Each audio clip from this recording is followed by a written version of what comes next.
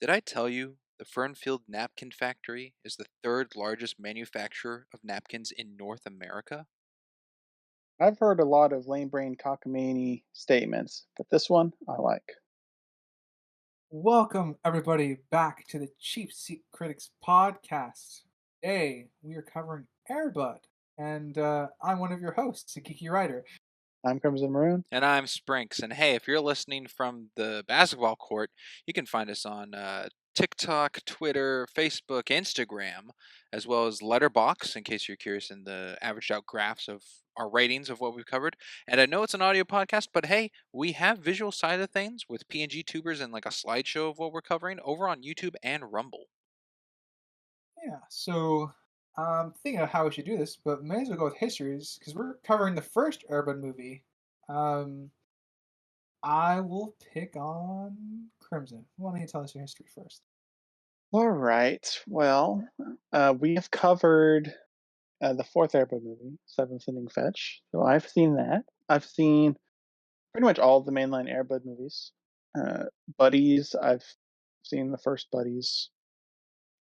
Don't think I've seen any of the other Buddies. If I contradict myself from Seventh Inning Fetch, just go with that one. uh, For the first Airbud, though, I've probably seen it 7, 8 times, something around that number. Once again, if I contradict myself, go back to Seventh Inning Fetch. Um, but that's about it. Childhood film, and I saw it once for the podcast. Once again for the S- podcast. Sweet. I'll go next. My history is I've never seen this before, but I was recommended to me to see it, and then eventually it got to a point where I realized I would not watch it unless I chose it for the podcast. So that was this is my first time watching it, and kind of. And I also saw Seventh Inning Fetch, and that's my history. Throw this over to you, Springs. With what Crimson said, if I contradict myself, I think what I said in Seventh Inning Fetch is probably more accurate. Um, I don't know if I've seen this movie. I may have when I was very young, and I don't remember a single bit of it. So to me, this was feeling like a first time watch, but I don't know if it is my first time watching it. I've seen Seventh Inning Fetch once, and I don't know if I've seen any of the other Airbud movies. I can't tell if it's Christmas Buddies or if it was Santa Paws, but I've seen one of those, and I've seen bits of Spooky Buddies. Not Buddies in Space. Not Buddies in Space, or one where they're like super buddies. I saw that one, so I've seen some of those. That's about it. Man, it's painful. There were Watching all the some, stinkers. yeah, back in the day, there was some like straight on Disney Channel movies that they played, and that's what I watched. uh, this film was released in August 1st, 1997, directed by Charles Martin Smith. It's got a couple writers, Paul Tamsy and Aaron Mendelson. I actually don't know their work or what they're familiar with, but I think they had the same creative team for, I think, the first couple Airbud films. I think. Um, Were you still it. around for the fourth one? I don't know. I didn't see anything that said they weren't. Okay. Uh, the budget for this film was 3 million, and it grossed a box office of 2.78 million. So it definitely made its money back. How much? 2.78 million. Oh, Wow, sorry, that is. 27.8 million. Way Oh, better. okay. I was like two Yeah, point I'm like seven. sorry. Not so much 2.7 on a money. 3 million? Didn't hit it. Yeah, sorry. My ADHD is kicking in. Okay, 27 million. All right, that's a better number. Yeah, almost 28. I'm just a big dumb. You know how it goes. Uh, and it was yeah, a commercial success, even though it opened to mixed reviews. Uh, and with that, I'll move into some more trivia facts. And as always, these come off the internet, so grain of salt, yada yada. Uh, anyway, this film was it finished filming in less than a month. So very, very short, tight film schedule. I can believe it. There's like 4 Um, locations. yeah. I think it's No, also works too so the kids aren't growing up or anything as well. it's always handy. Yeah, it's just Yeah, the basketball season of school. pretty much. Uh, the dog who plays Buddy also played Comet in Full House. Mm, Out of the 5 Air Bud films, this is the only film in the series to be rated PG. Interesting. Well, Slappy is a character who would garner a higher rating than G. There's a lot of Yes, beer cans. that's true. The original VHS release was mislabeled with a PG-13 rating from the Rating Association. Oh Interesting. wow. Yeah. You don't know what was listed as the reasonings like in the PG-13 label? It was just I don't know that. It just says the original VHS was released as a Okay. mislabel.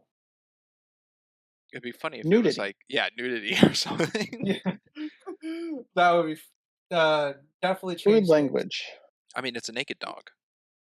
Violence and gore. Well, yeah, that's true. Bud does wear clothes at one point, so when you remove it. Yeah. Uh, Buddy, the dog, sadly passed away a year after filming the movie from cancer in 1998. Oh, that's terrible. Yeah. Um, but that is all the facts I have. So if anyone would like to contribute any before we jump into the coverage, Well, please feel free to do so. drat, I didn't look up any facts. I was just curious if there was more than one dog in the production of this movie. It's just the one, if I recall, from Seventh Inning Fetch research that I did. This was also uh, based, air quotes, on true events. A bit more exaggerated for a film, but does have I can, some connections to reality. yeah, someone lost the dad, connected with a dog, played basketball. I get it. Okay. There's definitely some realistic connection. But there was only one dog, only one buddy in the movie. As Yeah, far as I can see, skimming through some stuff, yes, it seems there's Okay. only one dog. In that case, it makes No, one scene stand out as better then. Good. yeah, it stands what's it called? Uh, he did all his own stunts. yeah. He Tom Cruised it. Okay. Well, all right then, gentlemen. Shall we dive in? Yeah. All right. We'll be doing a popcorn act structure from the beginning, obviously, to where Buddy sneaks upstairs to go to sleep in his in Josh's room. And we're gonna start today off with Crimson. All right. So I'm going to start with the mother whose name I've already forgotten. It's Jackie. Jackie. Jackie. Thank you. And how blind she must be to not see a dog Out of kennel the or crate. whatever crate in the middle of the road. And I don't know. That was just kind of lazy because No, you had you the do moving know. truck. We all know. I, It's not a hill. we know. It's a clear, blank, empty road. Yeah, it's a like middle of nowhere kind of road. So Yeah. would be easy to spot. I agree. There was not really any the best faith interpretation is that her daughter distracted her. So she had to Yeah. look back at just the wrong moment and the crate and just happened to roll up and spot it at the last second. Yeah, but then you had the moving truck like honk its horn while veering out of the way of it, which the truck was in the middle of the road. It wasn't It in the correct lane. it makes more Funny sense enough, for the truck though because those take a lot longer to slow down. yeah, Yeah, but the horn would have made her look forward, which then she would have seen yeah, the especially dog. since that's her moving truck. Yeah, That's true.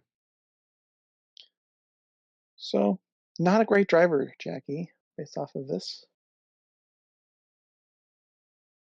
But that's Uh, the reason to believe how Buddy got out of the kennel. Is that I got yeah, hit with a car. Yeah, wasn't going at full speed, and the cow took the hit. But yeah,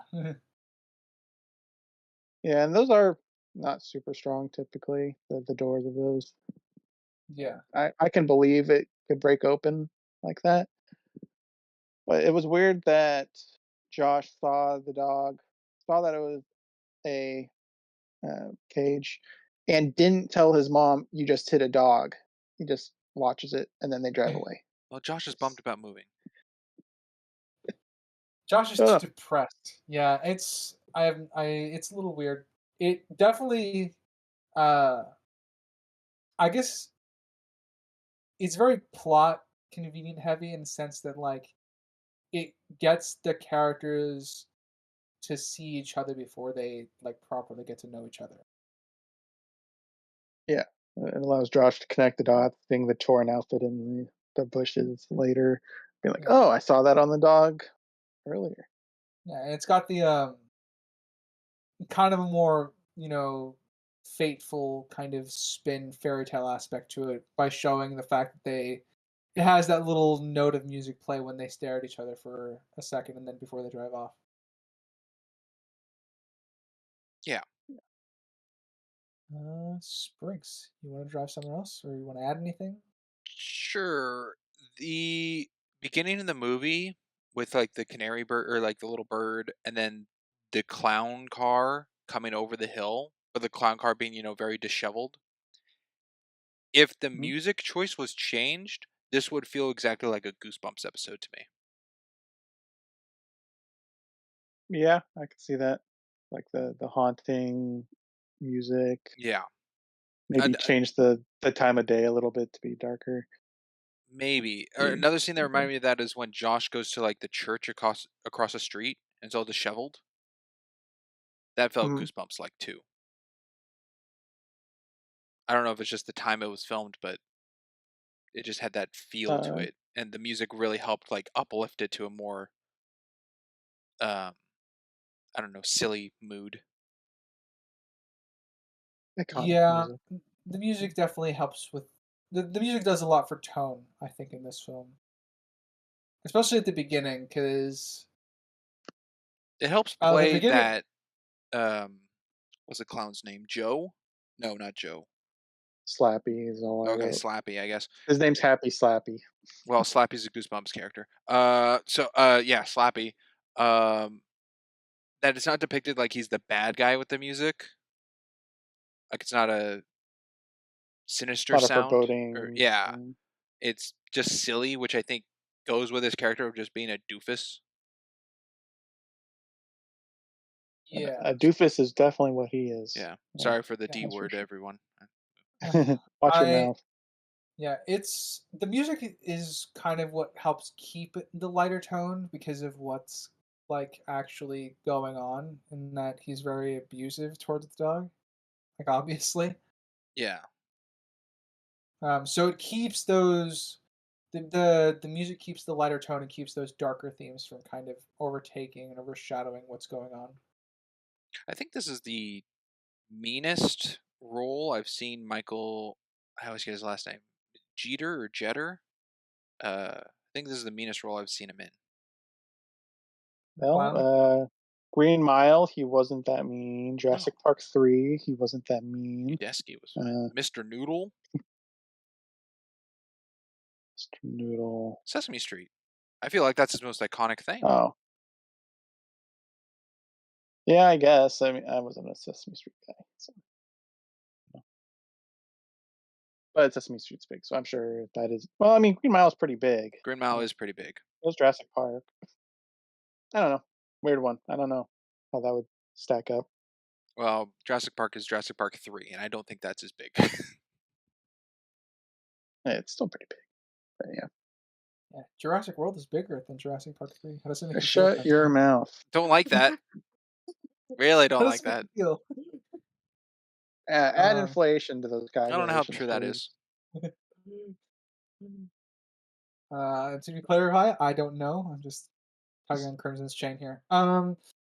I will. I guess I'll talk about the clown a little bit. He. The interesting thing is, like, he doesn't obviously the point is he doesn't come across as a sympathetic character whatsoever because He of sucks. this. Yeah, he fucking sucks. My question is, I don't understand the logistics of how he is a clown when he's not good at it. I think that's what makes him a great clown, though. I mean, Ah, what you want out of a clown is to be goofy, and that's what growing up is. I wrote in my notes that I thought it was a negative that the kids didn't laugh at him failing.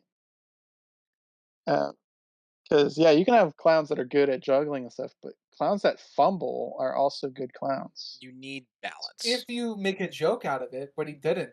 He just Yeah. kind of keeps repeating and failing. There's no I mean, setup to the fail. It's just fail. yeah, I mean, I don't know why he wants to be a clown because he does suck at being a clown in the traditional sense. And it doesn't seem he Yeah. But enjoys the gig of sucking at a clown. no, he Like it's not the yells other that way he hates where it. like but it's not the other way form where he's like a good performing clown but hates being one. Yeah, so I'm fine with him just being a bad clown. I just don't get why the kids don't find it amusing that he's a bad clown. 'Cause I feel like kids would be laughing at his misery It, and his Is it because fails. he's not like I hurting said, himself? no, a clown has No, to. No, when a clown's failing, they can still make that funny, and that in of itself will entertain children. I don't see how this would entertain children as much. This kids isn't love seeing people fail. this isn't Three Stooges level fail.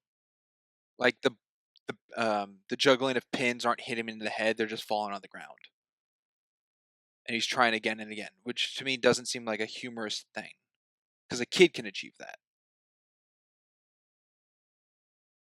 Well, I also feel like kids would still laugh at other kids failing at it, though. That just sounds like it sounds like mean kids.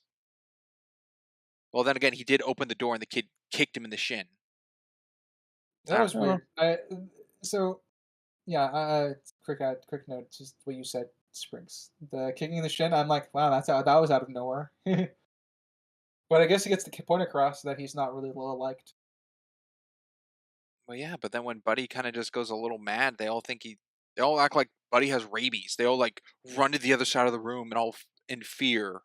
Oh yeah, the logistics of this party is they all just teleport to one side of the room. They're just terrified. And then I don't know, it's a hard cut with the camera, but I can't tell if he actually got thrown out of the house. it He, looked the like he did. implication, the implication he's got thrown out of the house. In which case, that woman is much stronger than she looks. But all the Yeah. same, Do you guys think Buddy hit him in the face on purpose or not? given Buddy's supposed to be I think on highly purpose. intelligent, yeah, I'm gonna go with on purpose. Both as retaliation and maybe, hey, maybe this new gig will be a little better if this happens. Could have been played Okay. as a hint. Like, hey, change up the act. Yeah, make me the star instead of the secondary. Because, like, what, 6 acts go through and Buddy's just sitting there doing nothing? Yeah. For the clown and the hound, and there's no hound? Mhm. Yep. Um, I do like his breakdown though. Like even if it's a little on the nose. Like he obviously blames Buddy for sucking when it's clearly him who sucks. But breaking down like in the sense of like how he hates being a clown and hates kids, and which I question again, like why? I haven't been given a reason as to why he's been in this profession. I don't Well, know. he had this relationship with his father, and his father was the world's most successful clown, and he just wanted to live up to his dad's image. His dad So put he a took this knife in his mouth? profession, The, Like, and it yeah, really damages his self confidence when every time he performs he fails, and he feels like he's failing his father as well as himself. So he outwardly projects onto others as well as his dog. A real Crimson. tragic story, actually. I can't wait for you to write this fan was fiction. that I actually want to read it. was that a deleted scene? Or Nah, he's writing fan fiction. I want him to read it. I wanted to write it now so I can read it because that does sound cool. Oh well, too bad Slappy doesn't have that. Yeah. So I guess my point here from the beginning is what I took away from this. I think it objectively gets its job done. It's just it felt rushed in the sense of like it didn't fill all the holes, I guess, that were there. Not that I need a elaborate backstory for Slappy, but it would have supported his breakdown and setup here as to why he chose to be a clown when he sucks at it, and why he wants to get rid of the best part about him being a clown, which is the dog. I think it's just he doesn't think the dog's the best part of his act. Yeah, but he knows that the dog is the best part of his act. That Does would be he? demonstration by the fact that would I be was gonna demonstration say by I the don't know fact. if he does. Uh, I mean, the evidence is there for him. I guess. I guess it would be a matter of if he's intelligent enough to put two and two together. Because the dog isn't a failing act. The dog's actually achieving what he's doing, which is what the kids like. But his whole shtick Yeah, of like 5 things in a row are failing. yeah. That's what I'm. That's what I said. Did I say something other than that? No, we know the dog's the best act. I don't think he knows the dog is the best act. Yeah. Well, I'm saying these. It would be self-evident if he's basing his reaction off the kid, which he is throughout that situation. Yeah, then he just has a So short temper. Because when Buddy my retaliates, the kids are still into it. yeah, my guess is he's either too stupid to realize it, or he's just like I said, we're missing an element of his character here. I think the basics are there though, like the foundation. Because I do think he's quick to temper. Oh yeah, very, very much so. Is it a good thing or a bad thing that we never see Slappy do the ball hit thing with Bud? Um, Because Buddy's just biting Well, them, opposed to like hitting no. them with his nose as a Well, completely he different does thing. hit. Well, he does but hit a that's ball what back knocks to him his over. face. Yeah, Yeah. that's what knocks him over. Okay. So we do see him do that. And I think it's good that it shows that he actually had the training to do that instead of just getting that ability later. I guess so with that. Because you could be a clown dog and still not know how to do stuff. But now we know he knows how to do that. He's been trained to do that. So I see that as a positive.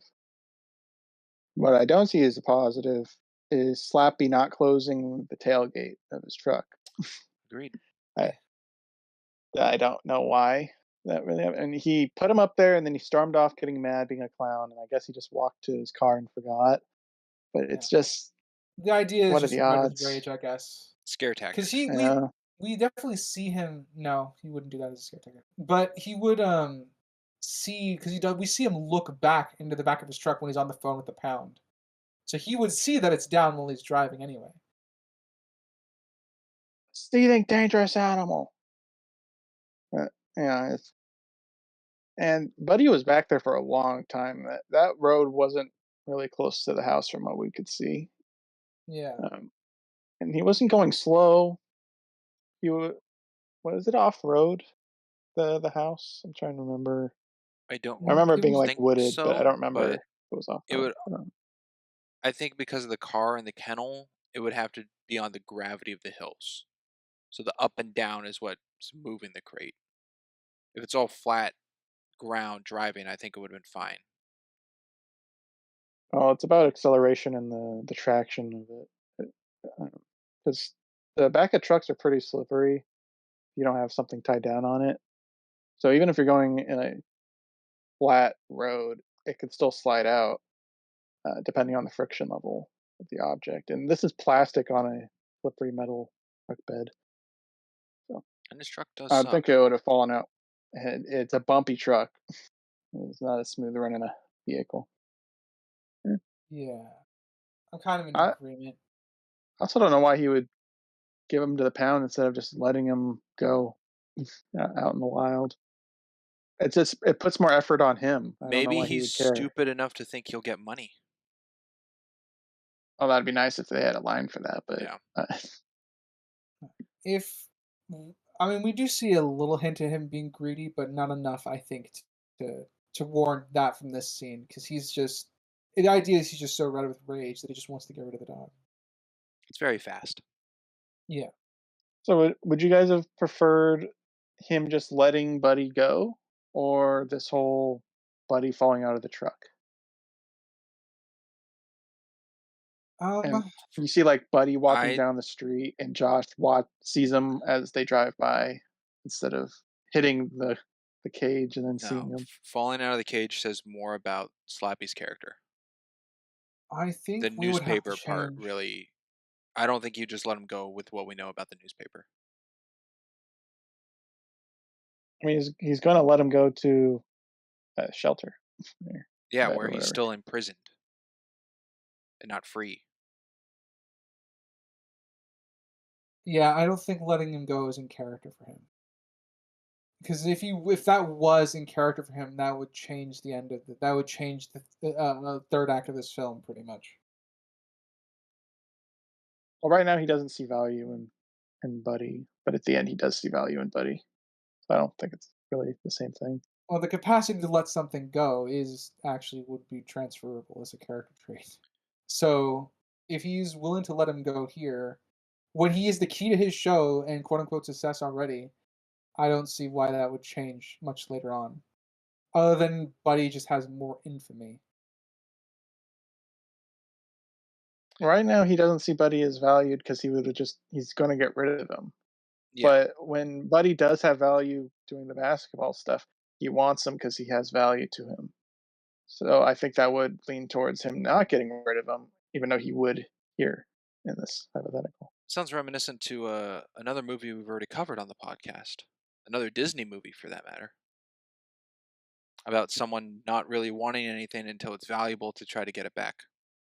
Mm, I'm not following. Treasure Planet? The Apple Dumpling Gang Oh, Fair enough. doesn't want the kids back until they're valuable. guess so. Uh, I'm debating whether to keep going on this tangent, but I think I'll put a staple in it for. Forever. Yeah, or forever. We'll fucking see. Sprinks, when are you gonna point? I wrote, looking at my notes, I wrote, I think this clown might be better if it was said he was hungover. Because we know from later he has a huge selection of beer cans. So I Oh, you think, think he took the criticism to heart? well, no, I just think it shows that he drinks a lot, which could help into why he's failing at his act as a clown. But it doesn't come across that in this first scene that he's under the influence at all. Um, no, I just think his anger is his character. I don't think we get evidence of him being drunk in this, other than he has beer at home, but Yeah, we I don't don't see think him he's, drinking beer anywhere. I no, mean, he doesn't drink at Yeah, all in the movie. it's Or it's shown. subtle enough to where you can think that the drinking can help, prop up the anger. But I still wouldn't. I don't think I would have enough evidence here for the opening scene for it to be angry, for him to for it to be under the influence. Yeah. I just Uh, think it would make it better. how so? Well, to show that he's trying but failing, and the only thing that isn't failing is the dog because the dog's not drunk to go, Oh, which I would see what also you go into mean. his Would add temper an because it affects his moods and would go in more of a tantrum of hating things if he's not feeling great. So I think it would play more all into that, but it doesn't start that way, which gets to me. Like he's not like rubbing his nose or pausing in the car and waiting before going in. It's very quick. So I don't think he is. I just think it would be better if that was yeah, connected. yeah. I think uh, Disney has a rule about drinking alcohol, right? But I think this is before that era. 97? I don't know. It's very close. Yeah, Disney has a rule about people drinking or It really smoking depends drinking on or alcohol. the Well, time. smoking. Because Yeah, yeah, it because westerns, all. Disney westerns, people drink all the time. yeah, the reason I think this is before that is because Pirates of the Caribbean is not out yet, and there's a lot of drinking in That is that. also true.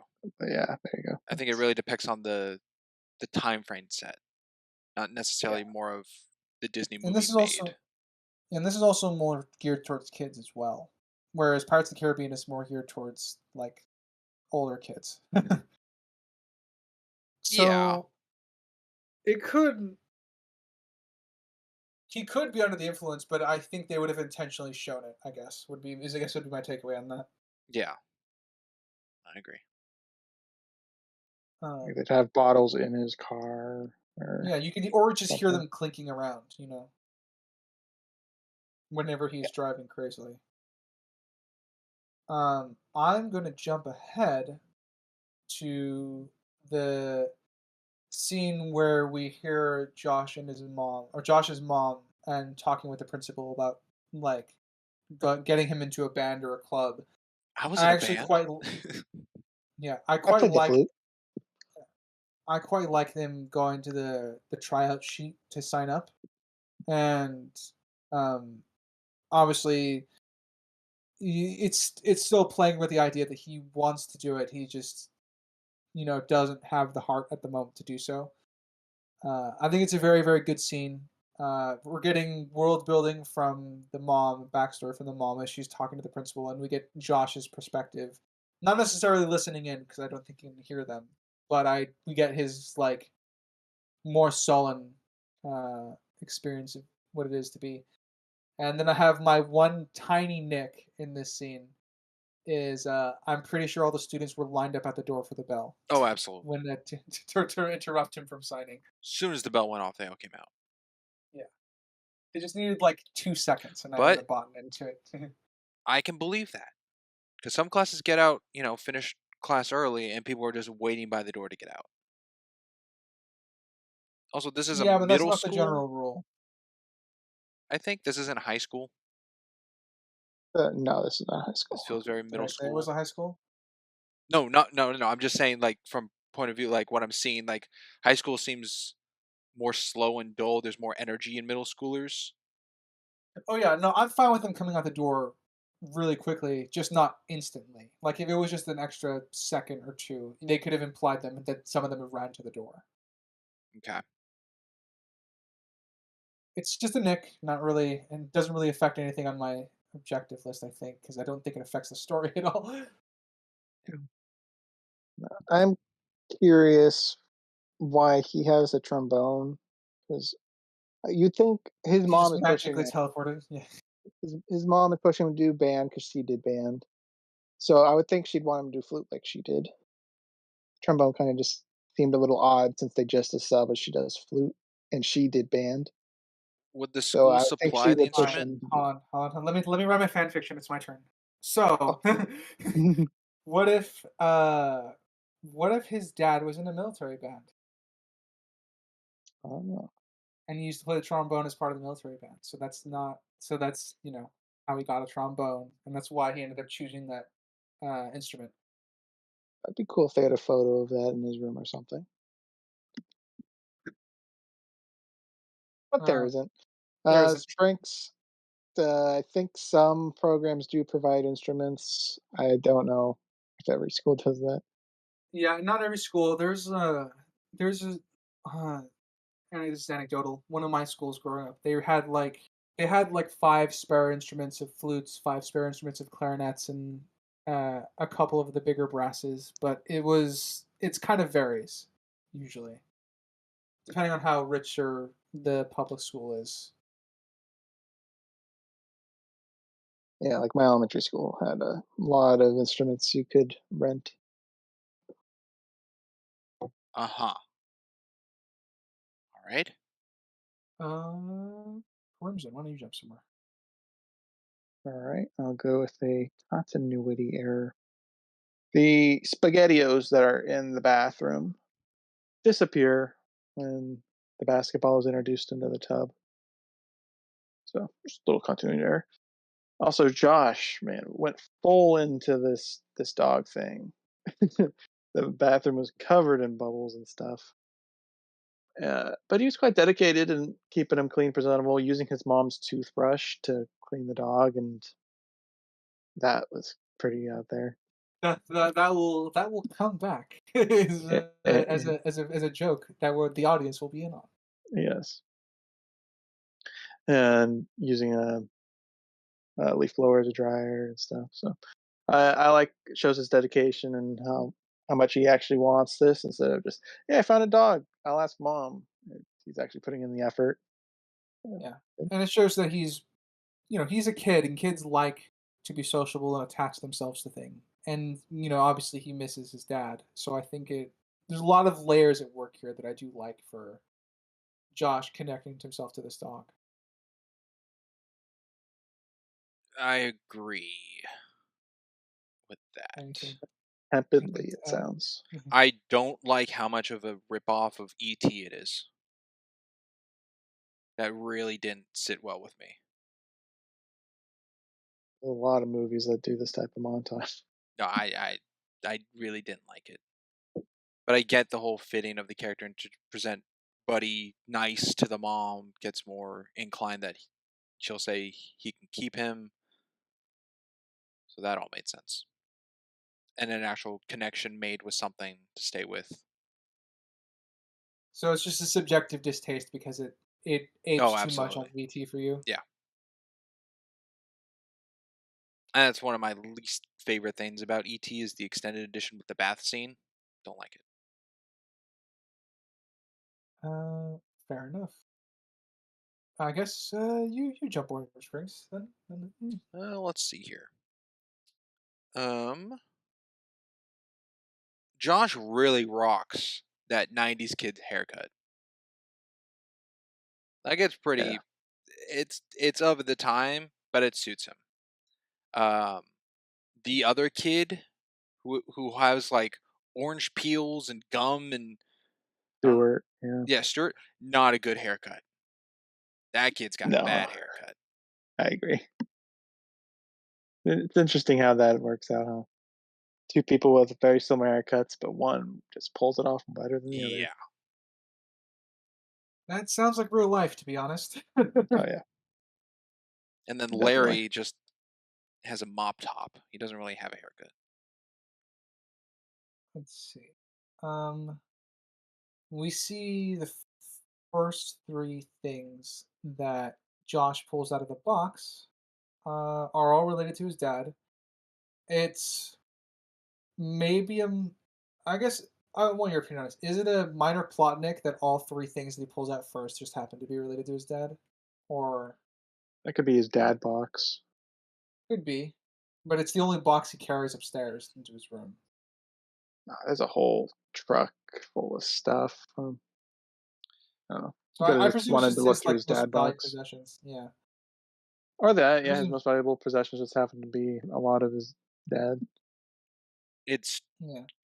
believable, but it's convenient for the sake of what's being shown in the story of the film.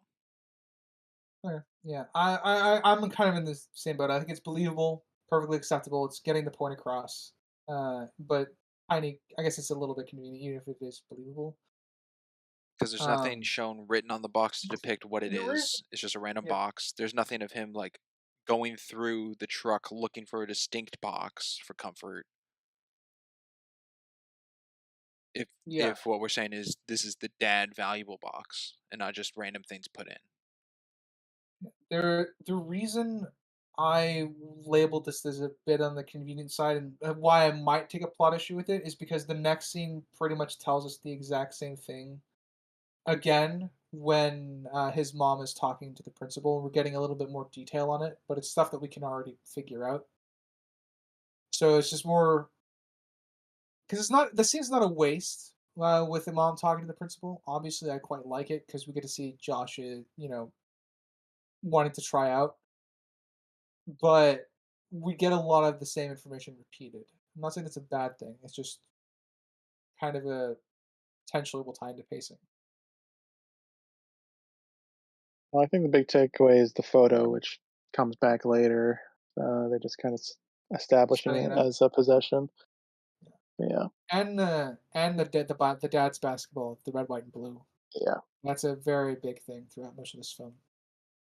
yeah. So it's setting up stuff that isn't said at the school as well. Okay. Yeah, like I said, I don't have it. Like I said, I don't really have it. I don't even know what if I have it was an issue. It's just I just felt the need to question it. Mhm. uh, Crimson. Right. Act 1, we do get introduced to a very intriguing character, Coach. They do say his name, but I never wrote it down, so Joe. he's just Coach. I just He's wrote Coach. Coach. Coach Joe. I'm going with Coach. Uh, he seems like an okay guy here. He's just really into basketball. He offers Josh a manager position on the team. Noticed he didn't participate, but he's obviously there and cares for basketball to be present and sit through it. So he gives him a manager position without Josh really talking at all. Yeah, So that seems pretty nice. yeah, pretty decent. I'll even read my notes word for word that are still unchanged from when I wrote them. uh, the coach is pretty much explaining how hard they intend to work because it's a long on position, which I'm fine with. Um, he's like, if you can't win on the courts, you can't win in yeah. If you can win on the courts, you can win in life. And I like the concept of this line because it can feed very well into the thematic foundation that this story seems to be building on. And we will see if the coach pays that off or not. We are here to win. Yeah. Um, and again, I think he's right afterwards. He plays into the theme, like it plays into the theme again in the sense of the best way to involve someone is just kind of to throw them in, which is why giving Josh a job uh, to do is a good thing ultimately. Even though I would have preferred some actual back and forth between them, but they they're pushing something forward here. What do you think about the coach's introduction, Sprinks? I like that he's observant enough to not ignore Josh, but it seemed like he was giving the position of a manager openly if Josh shows up on Friday. Otherwise, it's not, rather than a cemented "you are the manager." So I like the inclusion and not a definite out of him. But he is a very Mm-hmm. win-win-win type coach. Yeah, which is Yeah, fine. he's passionate. Yeah, I will see what happens to that passion as we go along. Mhm. Yeah. um, but yeah, Springs got up at that point. Let's see here. I don't know if it's a pattern because I've only seen movie 4 and 1. If the mom has a nice supportive scene in the bedroom, because it happened in this one, and I'm like, that was very nice, but it's very similar to me of what happened in Seventh Inning Fetch. A parent comforting their child in their bedroom. That sounds pretty common to me, to be honest. That's not fully what I mean. Do you mean just like the You- repeat of the tone, Of or Jackie talking to her kid in that bedroom about trying to up the spirits of a situation at hand. And that's happened twice, and I'm like, oh, wonder if it happens in movie 2 and 3 and so on. I haven't seen the others since elementary school, so I don't remember. Tell. don't know? I'll just shrug at that, I suppose. Could be a potential pattern, but I can't confirm it. I think the actor for Josh does a good job, like the child actor. I think he conveys his emotions and thoughts very well I a lot of the agree. time. I think he Honor I from Zoom? Concussion from Zoom? uh, yeah. I'm gonna guess Ryder hasn't seen Zoom. Um, Oh, that hit me like a is brick that true? wall saying that because I didn't realize that was him. But now it looks exactly like him. Got it. You like a brick wall, huh? I mean, he looks pretty darn the same, actually, uh, as an adult. Have you seen Zoom Rider? No. Oh Yeah, my god. Well, I'm not. shoot. I'm not I need to watch surprised. That doesn't seem like a movie on his radar. it. It doesn't, but Have we established that I'm like that That I Ryder's don't one of the biggest Tim Allen fans. Yeah. another thing to yeah. add to my list. Oh, it's Tim Allen in that movie? No wonder I Yes. avoided it. Well, you said you're a huge fan of him in the Pixar tier list and Cranks. So, Okay, one of those is a lie. I think we which brought up. one is it? I think we brought up Galaxy Quest somewhere. That was brought up at one Galaxy point. Quest is probably my favorite role with him in it. because he has a I like the story that revolves around him, not necessarily the jokes that involve him. Yeah. Um, I got another more subtle bit, I guess, for when the first basketball practice ends and we see him get the manager position. We see a certain engineer on working in the background on the sign. He's always already always near basketball, which is something I quite like about how they handle the engineer guy, Yeah, Arthur. Arthur. The Oh, one of the I just had him as janitor. one of the bad Okay. guys from Night at Museum. Yeah. Yep, it is him. Which this might be the second thing I know him from. I'm probably in the same Like boat. I've probably seen him from other things, but nothing resonates. Fair enough. Springs got a point. Yeah, it's a great thing that pudding wasn't chocolate. Yeah, Yeah, that would have been a lot of chocolate. yeah. Uh, I mean, roll credits scene right there. Because I feel like, uh, I don't know, 40% of snack pack flavors involve chocolate somehow in yeah. pudding. He's a vanilla man. It's all right. Vanilla Uh, pudding's better than chocolate pudding. that's yes, I actually agree with that. That's a Ew. topic for another day. Yeah, one of the few food things we agree on, Crimson. But I did catch a continuity error. Buddy is Well, dirtier eating the pudding out of the bush than watching from the bush. This is a true statement. yeah, won't deny that.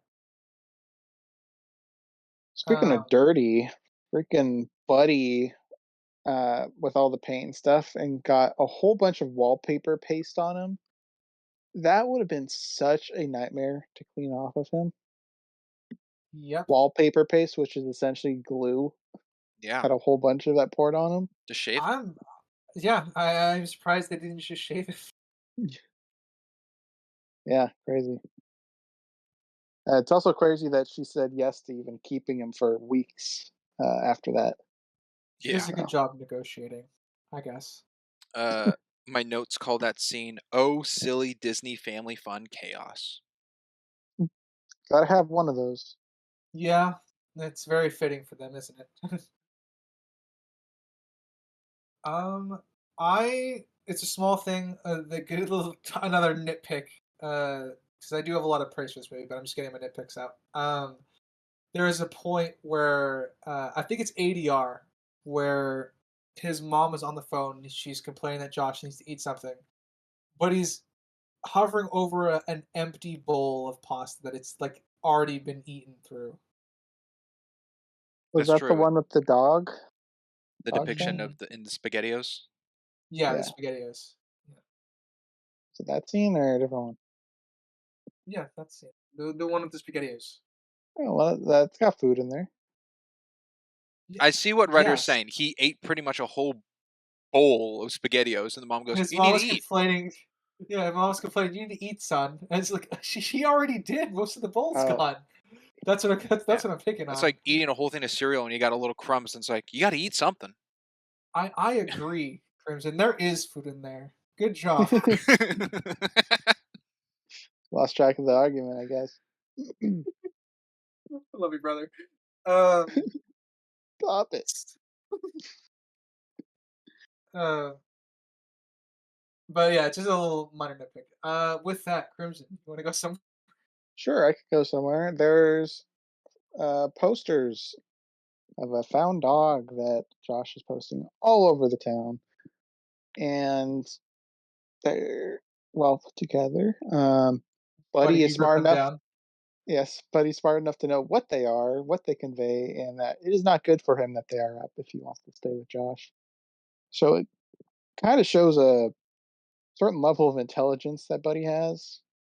True, but Buddy doesn't know what glass is and can't get the one from inside inside the ice cream place. He might be intelligent for a dog, but he's not a genius. All right.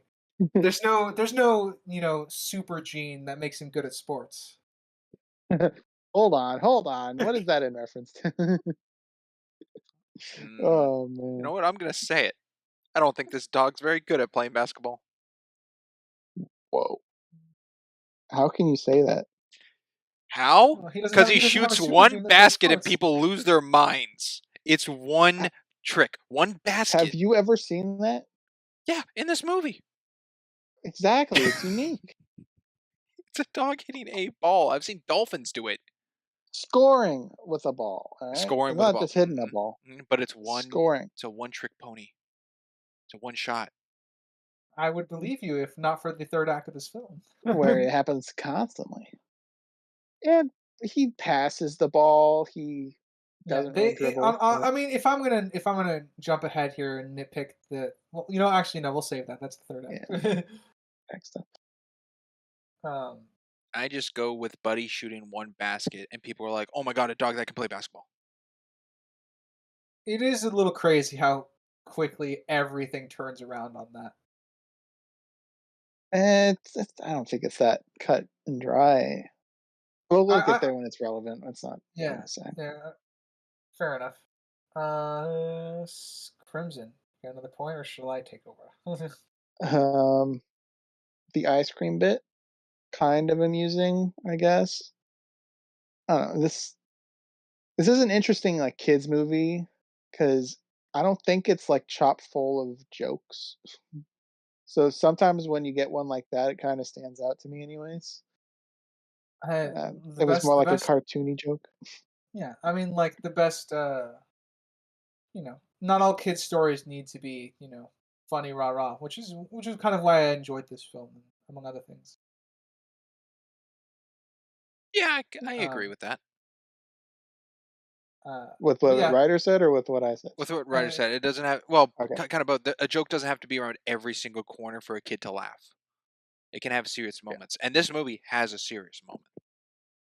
has a Oh couple of them. boy, does it. I do like the oh, what's it called?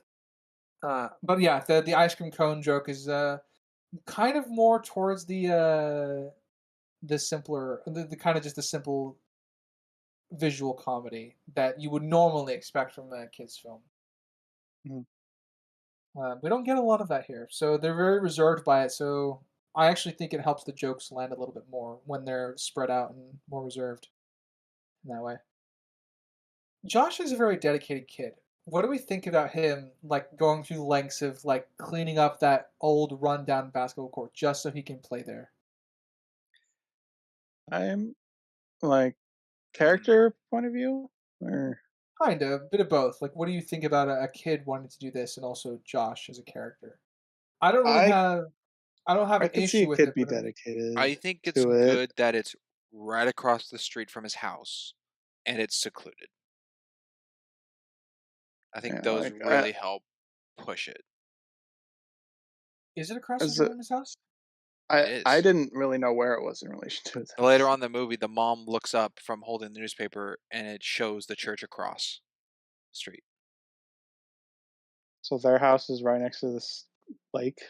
Yeah, it's like right in front of them. This church felt far. I It guess did. I Early missed on in the that. movie, I thought it was a far away until the I didn't one think it was. back-to-back shot and I, went, "Oh, I didn't think it was far, but I did think it was like some 5 blocks away. But if it's right there, then yeah, I have. If I had an issue, that issue's now gone. No, Because if I'm it's right fine next with to a his house, kid being dedicated with it. I mean, a couple instances with me as a kid at my grandparents' house, they have a forest in the backyard, which was pretty cool. But I would, whenever I could, go out there, make forts by myself. It's fun. mhm. There was a rock a good distance away from my house that I pretended was a dinosaur skull, so I repeatedly went there to dig it, dig it out. So a Living kid your can, Alan Grant fantasies, are you? pretty much. So a kid can definitely dedicate time towards one particular project that they feel passionate about, and obviously he has a strong tie to basketball with his dad, and now he's got this connection with Buddy with it. Yeah, like I said, I was just curious to get your thoughts on it. I'm kind of the same. I actually quite like that he's dedicated because I that's something that I would normally mark down because again it depends from kid to kid, but I think it fits Josh's character to want this, and he's in the right place and like mentally as far as his life is concerned to want it as well. Yeah. Um, Actually, I'm gonna look something up real quick because I just realized I recognize Jackie's actor. Can't talk, which is not good because I'm on a podcast today. Did you Sprint guys Still. recognize she's not the same actress from Fountain Fetch? Oh, absolutely, she's not. Yes. Yeah, she's Because I did mention definitely it not that the she same. was recast in that one. So. Oh, I think she's only in this one. I think she's recast in the next one. A point for me to go to. The shot of the basketball at the top of the stairs before Buddy goes ballistic in the living room with the paints. The ball rolling up and stopping at the top of the stairs. I wonder how many shots it took to get that. Probably a few. I mean, they Yeah, could have had this like ramp set up to where it was pretty consistent speed, and they just had to measure the distance or something. maybe, but I don't know if it could be like to the point of Scott Pilgrim with the package bit. It's possible. Just how they deployed it, or there could have been a string that we couldn't see on the rails that stopped the ball right Oh, before. well, Who that knows? could have been. There's ways they could have done it to where it wasn't a Yeah. huge nuisance. But if it was all practical without an effect of like something stopping it, pretty good. Yeah. And speaking about pretty good, what I brought up earlier of if there was one dog, the launch shot of Josh talking to his mom about It's keeping pretty good. Buddy and he's outside the one window and then in the kitchen behind he goes past the window and then he's at the top of the stairs all in one shot. I'm like, if there's two dogs, then they just have the one outside and the one inside.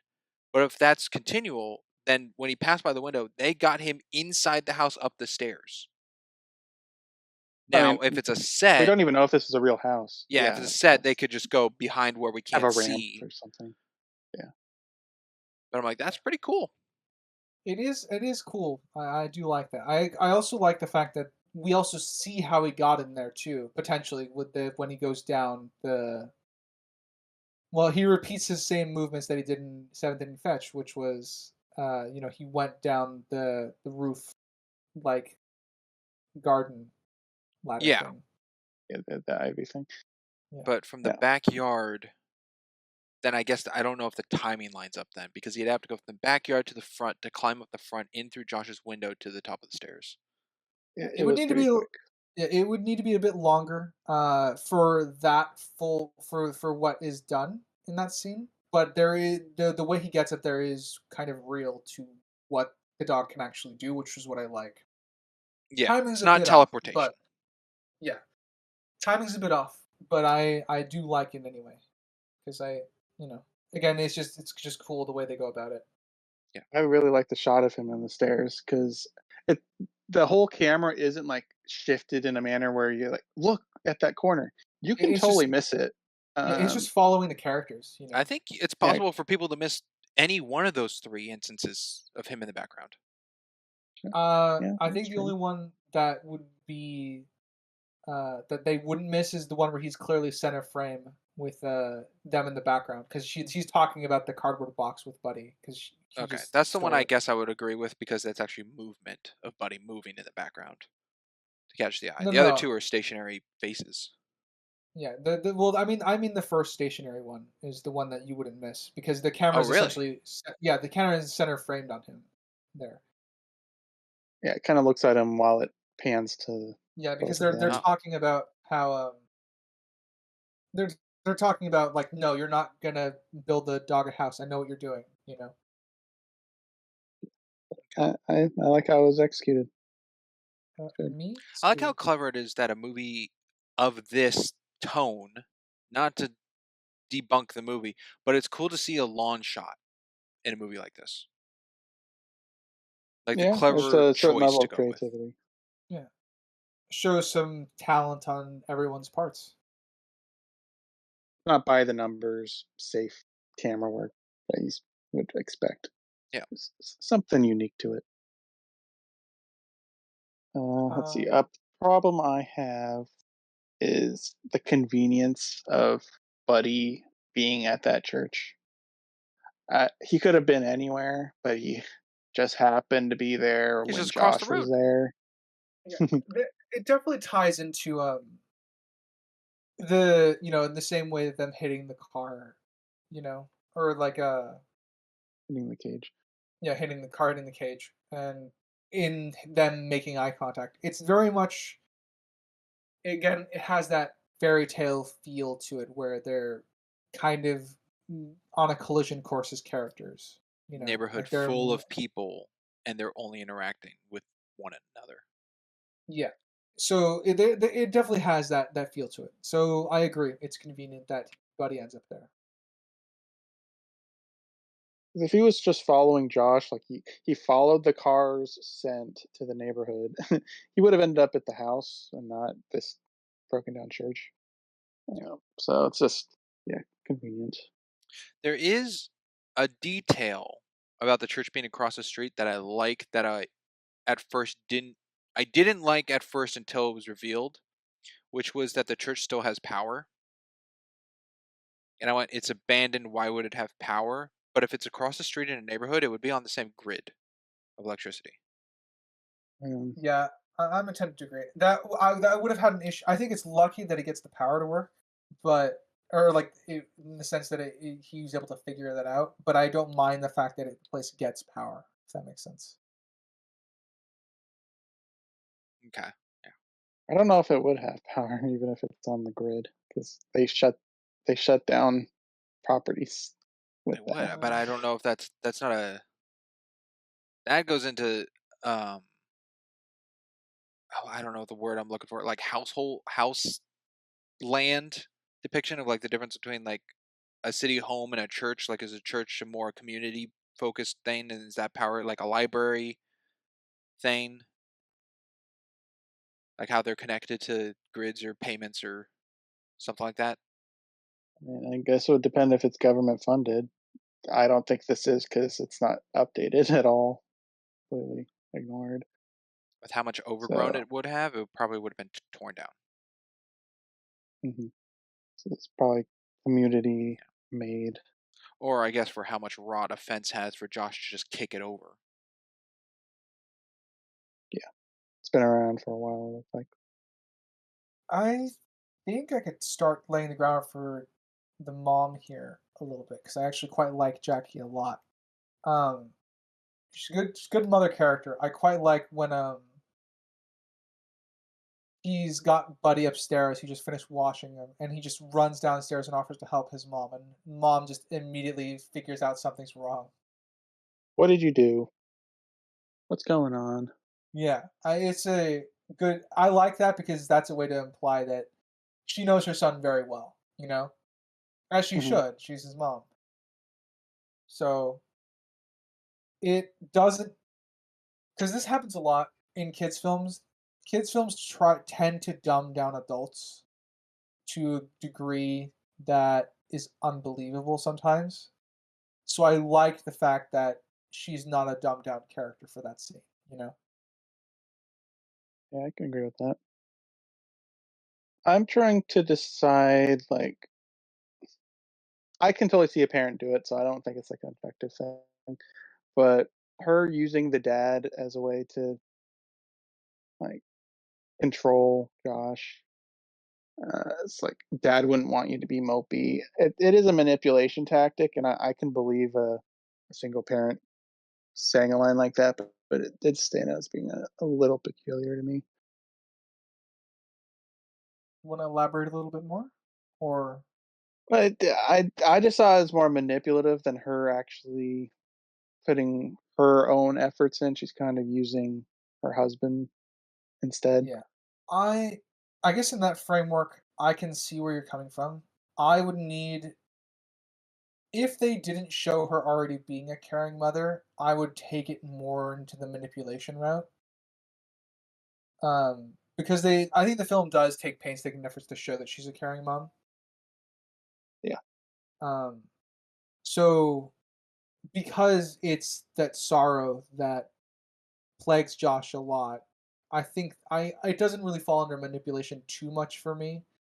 I obviously recognize that that's what it is objectively in a way. It's she's using that thing that she knows really, really hurts him to try to help him get out of the rump that he's in. But yeah, it's funny enough. It's a hard balance when you're a parent. You have to balance being manipulative towards your children and still loving them.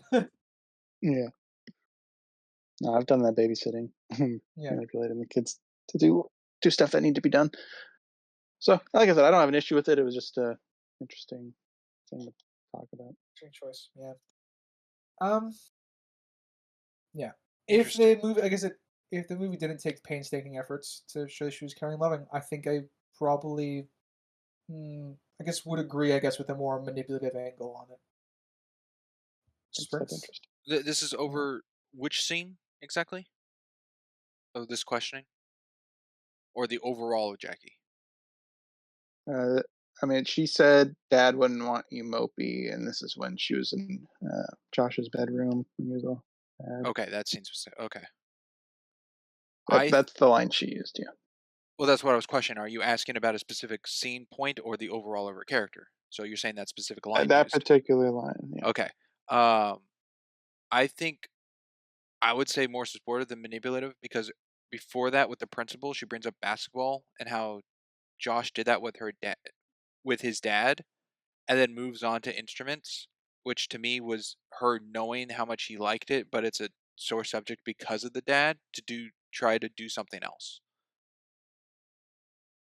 So I see that in that just um, vocal point of something that she knows about Josh of caring and still being caring of him. Now, it would have been better if she even asked him, "Hey, would you prefer this?" than just cutting to the trombone scene. But I just think her acknowledging it shows the support.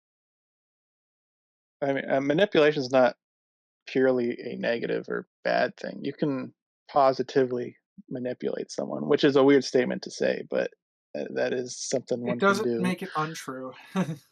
Yeah. Um, so I think she can manipulate him in a positive manner, which is kind of what I'm leaning towards here. I don't find it as a problem that she's manipulating him in a positive manner. It's just something I wanted to throw out there as a talk. It's interesting. I mean, it brings up an interesting concept. Like I said, with it, when you're in that figure role of being a parent or being a mentor, you do have to occasionally manipulate people into like learning something or getting past something, and that's I think that's normal. It's just the degree of which you do it is the issue in the gray area. Yeah. Um, Spriggs, you got a point you'd like to jump to? I would if I had any. That's all I have for Act One. Alrighty then. How are you looking on your notes then, Crimson? I'm pretty sure I'm tapped out as well. All right, then as we talk, I am going to be doing some final skimming of my notes.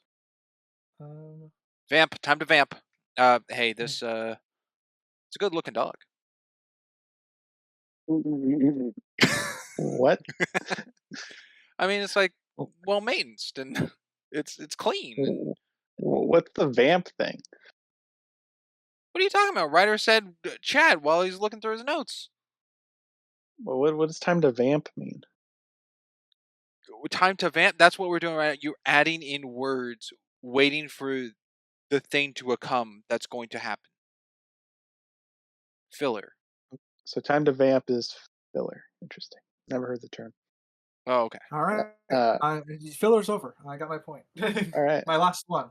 Um, I think I mentioned that, but the showing how the dog gets in and out of Josh's room via the roof is kind of set up for I like that it's continued on in later films. So coming back to see that it's here in the first one made me like it more.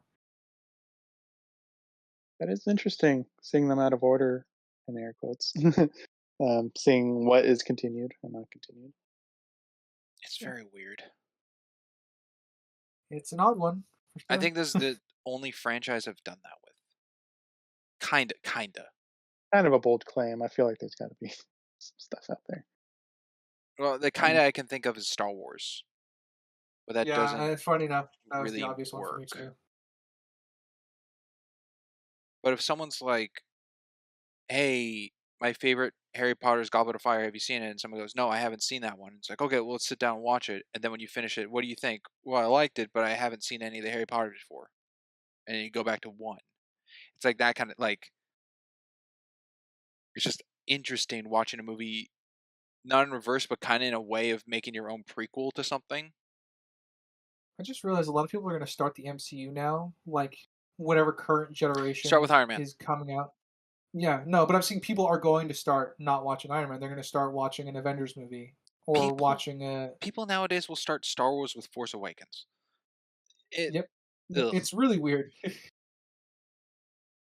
Like they'd start with Black Widow because that's first after Endgame. Right? Ew. Oh, Sorry, the thought of starting that's there, not the Black Widow Start, movie itself. We haven't start covered of it, the multiverse but saga. just starting there. Ooh. yeah. They start with the multiverse and leave. I'm like, yeah, I don't blame you. Imagine if Falcon and the Winter Soldier is their entry point. All right, this is a different We're getting derailed. talk for a different day. Yeah. Okay, all right. I guess with that, we shall move on to Act 2. Springs, why don't you start us out? Oh, absolutely. When did Buddy get a collar? It just I happens. don't know. I think my best guess is Josh scraped together whatever money he could to get one. Because there's a level of also eventual acceptance from the mom, because the mom obviously, again, some of the stuff I like in this film a lot is we get to see her watching her son, enjoying life more because of the dog. Yeah. Did Buddy have a collar before Christmas morning? Well, I was trying to think. Did he have a collar on with the clown outfit? I don't remember. No. He did not have one with the clown outfit. I do think that I don't remember a collar before the Christmas scene, but Okay, then it could play that it's just a Christmas gift Part of the gift. of Buddy. yeah, Yeah. I assume the gift was like, hey, we're gonna keep him. Yeah. But I Because Because can't. she wouldn't buy it for him if she wasn't going to keep him before deciding he's a gift. So Yeah, but I can't tell where the collar popped in. It's a detail I I'm didn't going to catch. assume Christmas, but I Yeah. don't know. With how they play the didn't scene, pick I that would up. also assume Christmas. But I guess that's something to look Something out to for. check. Yeah. Good catch. I didn't pick up on the collar thing. We see Josh has. They're kind of, I guess, the classic schoolyard bully. We don't really get much beyond that Oh, for Larry, Larry? other than he misses the shot and intentionally runs into like the the bag that Josh is holding up. And I just like, I don't know why you're so haughty and impressed because you missed the shot. Water boy. It's He thinks he's so good tough. night. It also, this movie has, with Larry, one of, I think, the pettiest things ever in a movie. Moving to a different Moving district. your whole house to a different district just so your kid can be in a different basketball team for Just so he middle can be a school. starter. Because he didn't have an issue with him being on the team. The issue was that he wasn't the focal point of the team. That he got That's benched. unless it's just a rumor. I mean, it is a rumor just said by that one kid. But if it's not a rumor, that's insane. I mean, he's on a school team. He'd have to be a part of the school. Yeah, Well, could he be he transferred? definitely got moved. Yeah. Oh, you mean like Like if the dad okay. drives him to the other school to just be a part of the team? I've never heard of that. If he's being just a in the thing. age bar? But, well, yeah, why would you want to go a different team and not your own team of your own school? But I'm going to be honest, I don't think Larry don't has much know. of a choice. he's also joining the week or whatever, or I don't know the time frame, but almost towards the tail end of the final game of the season of basketball to join another team. Is that what happens? Because I thought he left like halfway through the season. It's the final game where they're like, that's Larry. And it's like, yeah, he joined the other team, the Warriors or whatever. Well, that was the first time they fought the Warriors, though. So That was the he first time could they have. played. But Yeah, I don't know. That's what I was saying. I don't know the right time where Larry left.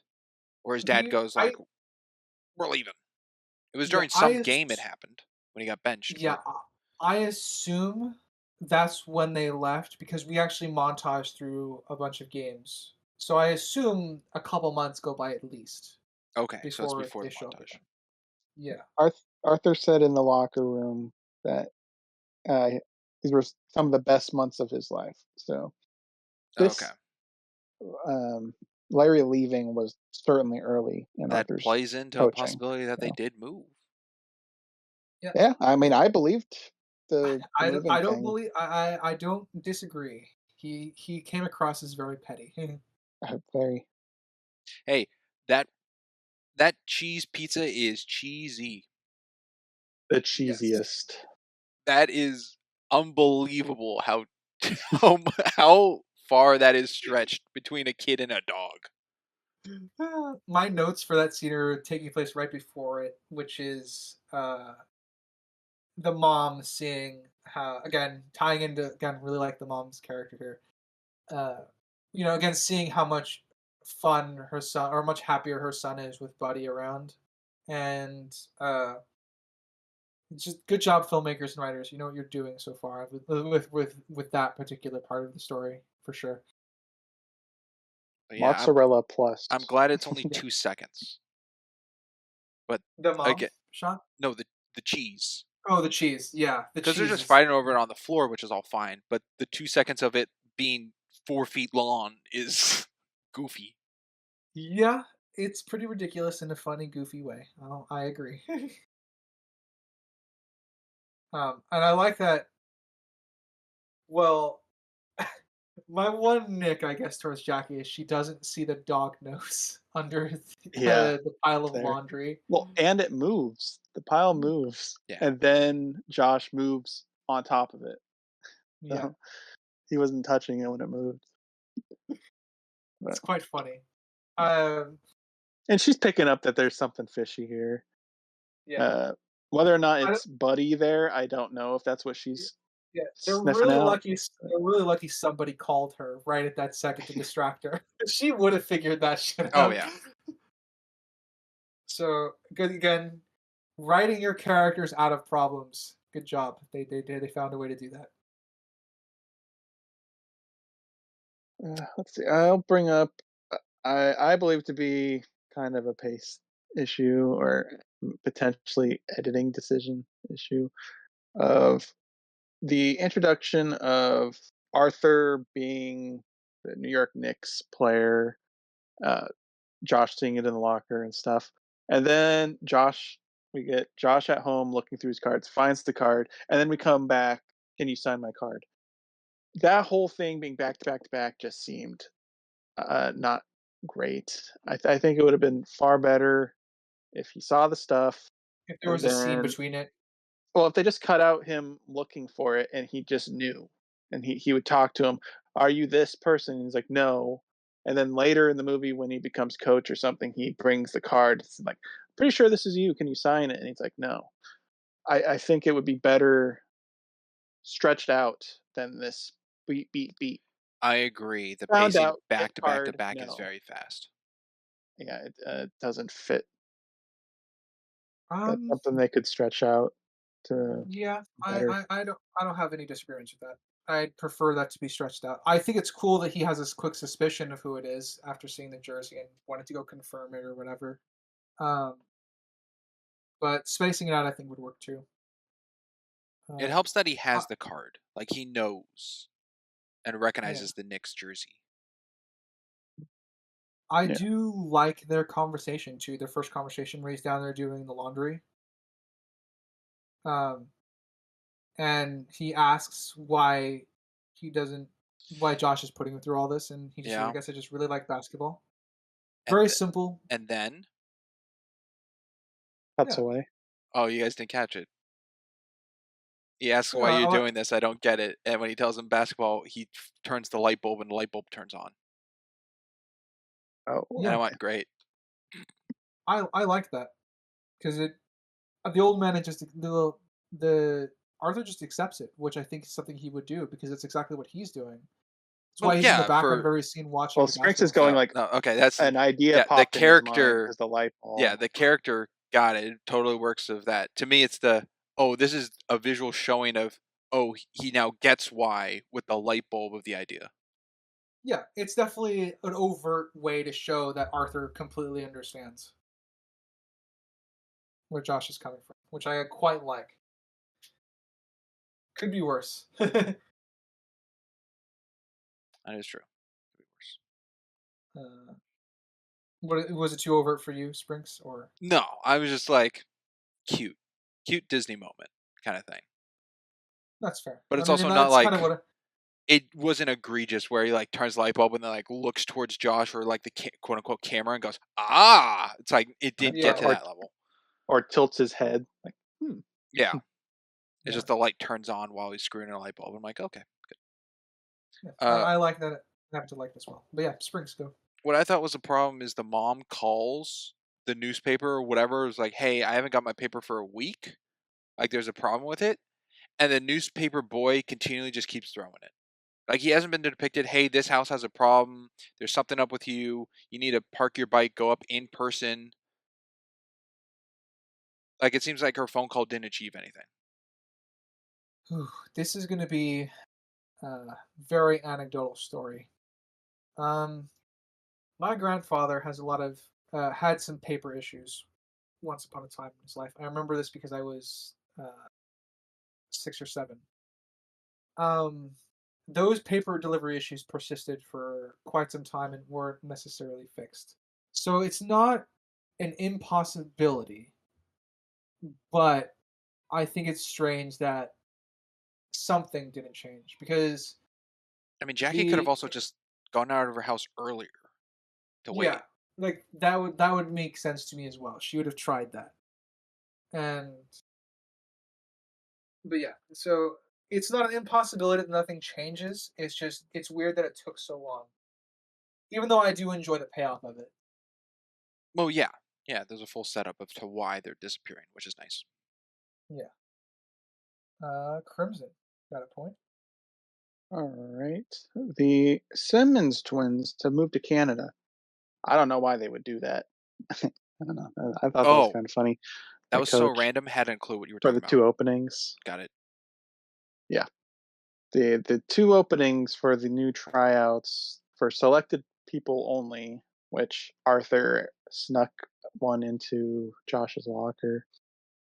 And coach's reaction was interesting once Josh was revealed to have the letter because coach was expecting him to be here. He's like, "You're late," but he wasn't expecting the flyer. So if Josh was there as manager and like, "Can I try out without the flyer?" would the coach have said no? I don't know. He would have been there I don't regardless. I know. think it's fine. If see, the Well, reason I don't know it's also a is private, because yeah, but he well, did say not you're really. late. Well, it said on it on Yes, the flyer a private tryouts, private so tryout. only Yeah, those with the It's flyer would know. But then again, he's the manager, and he was told you're so you would have late, been so there he anyway. would know he'd be there. Yeah. yeah. So it So makes it weird. yeah, like I said, this is kind of going to start tying into, I guess, some of my problems with the coach because it's little things like that where I no longer know how to think about them because if it were consistent with what happens, like what he character he is in the before the reveal, you could just chop it down to not okay, he's letting him try out, but he's still a hardliner. He's coming in partway through all the practices and all this and like getting ready for the season. So it's very late, but it's not an impossibility. But with what happens in the twist, I don't.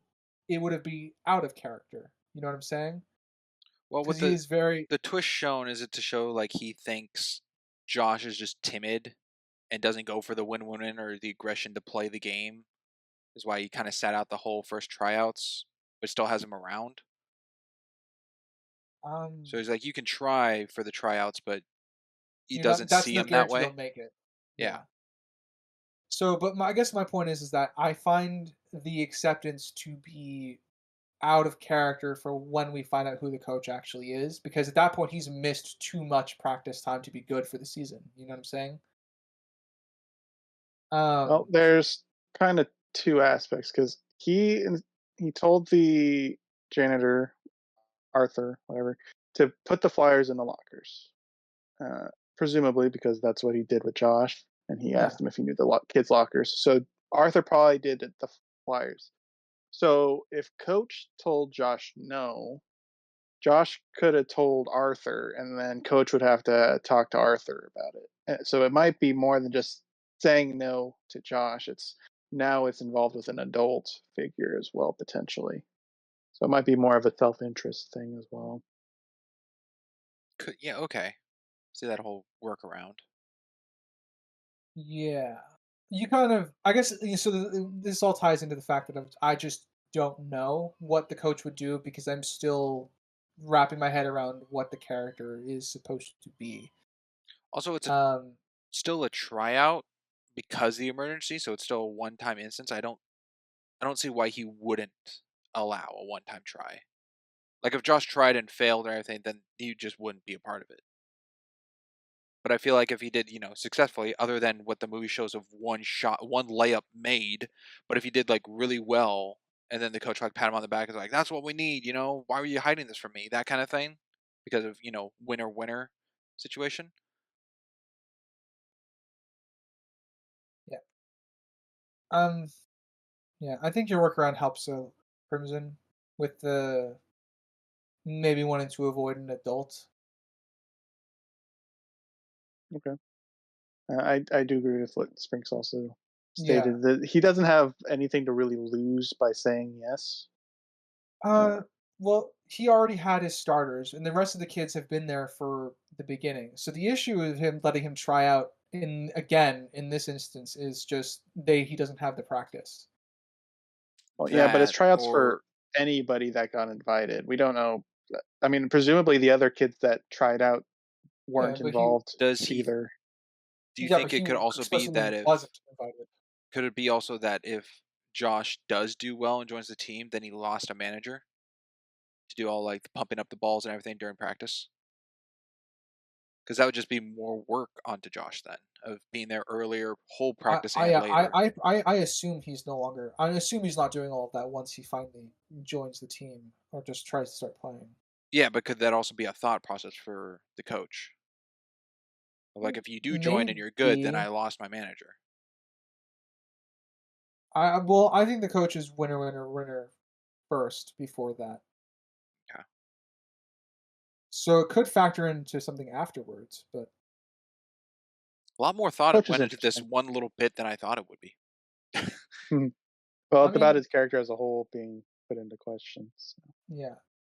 It's like I said, he's a interesting character that I'm still, like I said, I'm just wrapping my hand around still because there is a lot of evidence to support that he was going one way as a particular character, and they kind of pulled the rug out from under that to go a different direction with the character.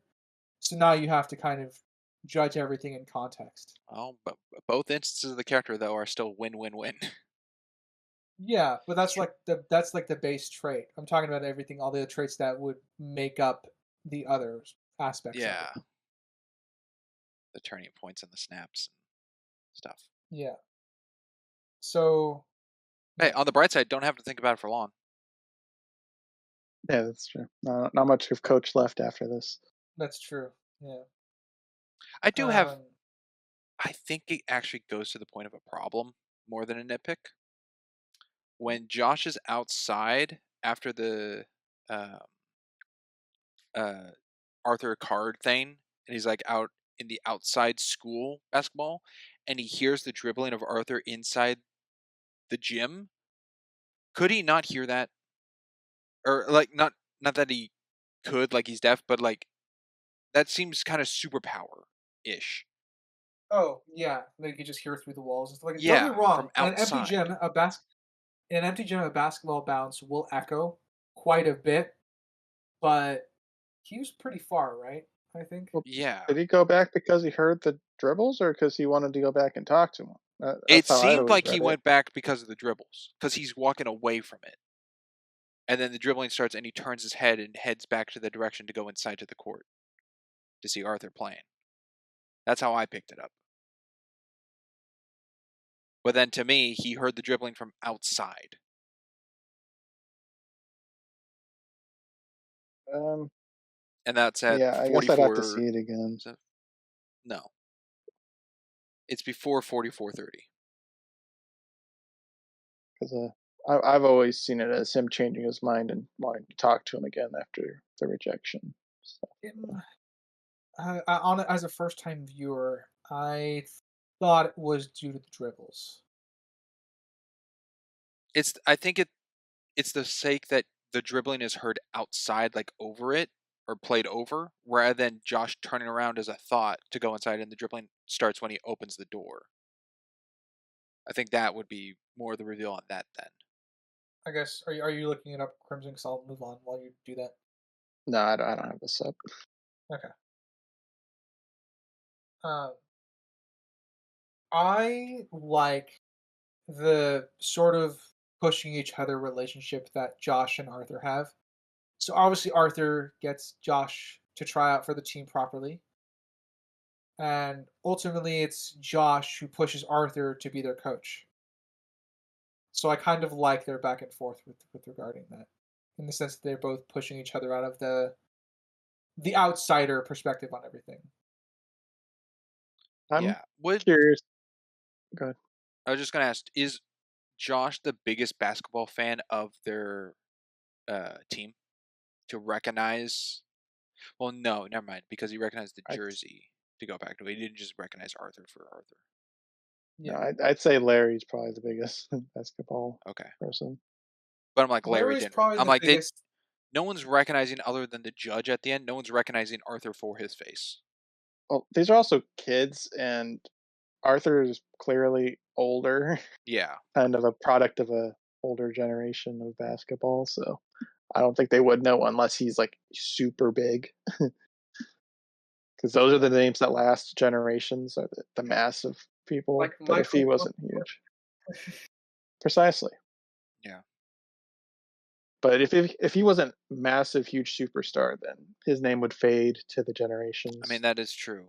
Uh, Arthur Curry has not. What the hell did I? Arthur Clarke. Clark, thank you. Not Arthur Curry. That's Aquaman. Arthur Clark has not been in a Space Jam movie yet, so it's not that big. Yeah, you got me. Crimson. Why don't you jump somewhere? All right, we have Buddy jumping in on a game here, wrecking havoc, running around, knocking over Gatorade, and no one can catch him. Yep. Why can Uh, no one catch him? Because it's and man, Disney movie chaos. Oh, and that's man, exactly what that is. don't I have something to add on to that? Go But I ahead. think it's I think it's in Act 3. Oh, Oh, okay. I was gonna go with: would a game at a high school gym have two refs? it's not That's likely. what confused me. Why are there Uh, two refs? what confused me is seeing Evil Scientist Man from the fourth movie as Yes, a referee. yes. I brought this up to Crimson. He didn't know what I was talking about. Well, you brought it up to me, and I did research while we were Oh, hey, not Ryder, did you recording. see? Did you see the assistant too? I didn't. Is he here too? He's the bailiff. Oh man, they fell hard off.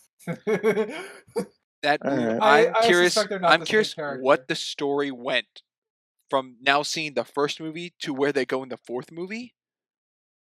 I did Uh, research after you brought it to my attention, Springs. They are in all of the mainline Airbuds and in some of the Air Buddies, or the buddies. They oh, they're are kind of like Bruce Campbell and Spider-Man, where they're just playing different roles. Oh, they're just Um, cameo background roles of different yeah, things. and then they just um, happen to be villains for the for the and fourth that one. was their big role, was seventh inning fetch, where they Oh, the actually have one where we named said they can characters. be removed. Yeah. Yeah. Um, so it's kind of like Pizza Papa, I guess, for the Bruce Campbell example. He's actually got a character in that Oh, one opposed to the interesting. other ones. So they're more like Easter egg characters than anything. Interesting. Okay. All right. That helps Yeah. explain that, because I really Each want to movie know they have a where different role. a bailiff and a high or a middle school referee turned into evil scientists. That it was quite a character arc off screen, I'm sure. I want Crimson, write that fan fiction. I want to read that one. Yeah, they play different roles in other ones. Like the one that's the ref in here is a judge in a different one. And, they all play different roles. The intern one, the assistant one, he's a cop in Spooky Buddies or whatever. So they just play different roles. Interesting. I don't know why they're intrinsically tied to this property. I have no idea why they need to be in all these, but it's interesting. They're the funny Don Knotts Tim Conway. They're the comedic bit. Mm. I'm sorry for comparing that. I would.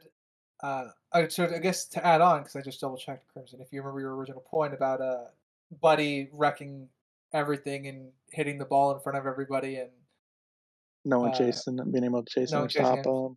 Yeah. Yeah. Oh, they're The point to chasing add him. on to They're that. not catching him. Yeah. Yeah. The point to add on to this is I don't understand why he's nervous to perform later on. I agree with that too. I don't know why. That is I- inconsistent with Buddy's character. Everybody. Because one's play and one's perform. There is no difference for him with regards to Josh. Not. I understand what you're trying to angle for, which is that I'm just going the with the per- first instance of the spotlight. Feels very much performance, and it is a performance, but that's why Josh has to tell him, "Hey, it's just playing." But this instance of just seeing a bunch of kids playing basketball just is playing. So I think that's why Buddy just goes in and does it, and he's not shy about it. because everyone else is playing and he's not. Yeah. Like he feels like he's part of a crowd. That could work, I guess. It's not people I all would- watching one person. Well, I thought the angle you were going to go with was the performance thing because it's tied directly to his former owner. I am. That's what I'm kind of going with. Like, he doesn't want to perform much like with Slappy the Clown. He doesn't want to do that. That's why he buries all the newspapers. But when Josh says it's just fun, it's just playing like they do on the court at the church, then that just gets the mindset of Buddy of like, oh, we're just having fun, and it's not a performance. But that's for the sake of like that spotlight presentation bit. The first part here where he just runs out of the court and just plays with the ball, I see that as just him playing because that's Josh's present. He sees Josh, and that's what him and Josh do. And it's a lot of people around. It's not a bunch of people sitting watching one person, like what happens with Slappy. Well, I mean, they would all be sitting around watching him play with Josh anyway. When they have to do the perform the half court shot or whatever, or not half court, but Yeah, that's For why the when first Josh throws the ball, it just hits Buddy on the head, and Yeah, it doesn't bounce it. I know it's not funny, but it's funny. It's the just a little smack just in smack the him in the face with head. the ball. Yeah, which is I like love that there's not really a reaction from Buddy. It's just like boop. there's no reaction from the audience. It's quiet. Yeah, no one's like boo. well, they all. I think they're all in shock once he makes the basket. Well, true, but what they saw is some guy they've seen make one basket again. One basket. I don't like that in this movie. Come out to perform in his little shoes and jersey, and he just gets hit in the head with a ball. No kids laughing. Nothing like that. Kids would absolutely laugh at that. I mean, that is Um, true. I guess more for the running around chasing bit. The very first time when Buddy runs in and knocks it into the like audience or the crowd, uh, the ball's stuck in the crowd. But then the next shot is him running with the ball in the middle of the court. I have no idea how the ball got back right there for him to continue playing with it. Yeah, no idea. I know. Continue, Bjorn. I know another instance of a magical basketball when Arthur goes over his lesson of the invisible ball and he's passing around and Larry Oh, I fumbles know it what and you're sees, saying. and he goes, all right, and he pulls a ball out from behind his back out He of had it nowhere. He had it taped to his back. Yeah, taped. Yeah, I assumed it was taped. It was taped to his back or hidden under his sweater. There's really, I agree, Springs. He just teleported. Because But both his hands were free but there's a during the side whole. angle of him from Yes, I his know. left. So We know it's not there. It's weird. It's a magical self-inflating basketball. What is so hard about this? Okay, oh, got it. Okay. he pushed a button and it inflated, and made no sound. So Yeah. no, Hey, I I know agree. we're all Magic pretty nonsense. not the brightest tools in the shed here on this podcast. Um, just hearing not knowings a lot and like, oh god, I feel like it's a lot of like these people don't know what they're talking about. I For mean, Sorry, us, I I feel took like a we have step enough back and I'm like, this sarcastic is tones. well, yeah, overall. Hey, basketball came out of nowhere. That's where I stand. It does come out of nowhere. Agreed. I think our audience is clever enough to understand when we're being jokey and serious. Okay, good. I would like to ascribe intelligence to our audience. Springs, got a point you'd like to jump to? I do. One of my favorite shots in this movie during the private tryouts where Josh does a layup. Again, a one shot, and it cuts to Coach Joe just staring in amazement and bewildered as it fades into the next scene. Is that amazement? I just thought that was subtle impressive. Like, oh, he was just subtly impressed. I But I don't know. guess It It reminds me kind of of looked that amazing to me. the aliens dude or whatever mind blow meme, like the slow motion, like look. Yeah, I read amazement off that face. It was like unbelievable that Waterboy did this. I can't believe it. it's like, oh, he's been hiding this talent. Mandula oblongata. Got that. Either way, I agree. The face was hilarious, even when I first watched it. I didn't take it the way you did, but I still thought the face was hilarious. Yeah, good stuff from Coach there. Want to talk about some not good stuff from Coach? Sure. Is that in this? Go, act? which part? That is very much in this act. All right. Let's hear it. Um, so, uh, I do like this. I'll add a small detail I like before I get into this. The friend that stood up for Josh and suggested to coach that they should let Waterboy try out or let Josh try out is the same Stewart. one.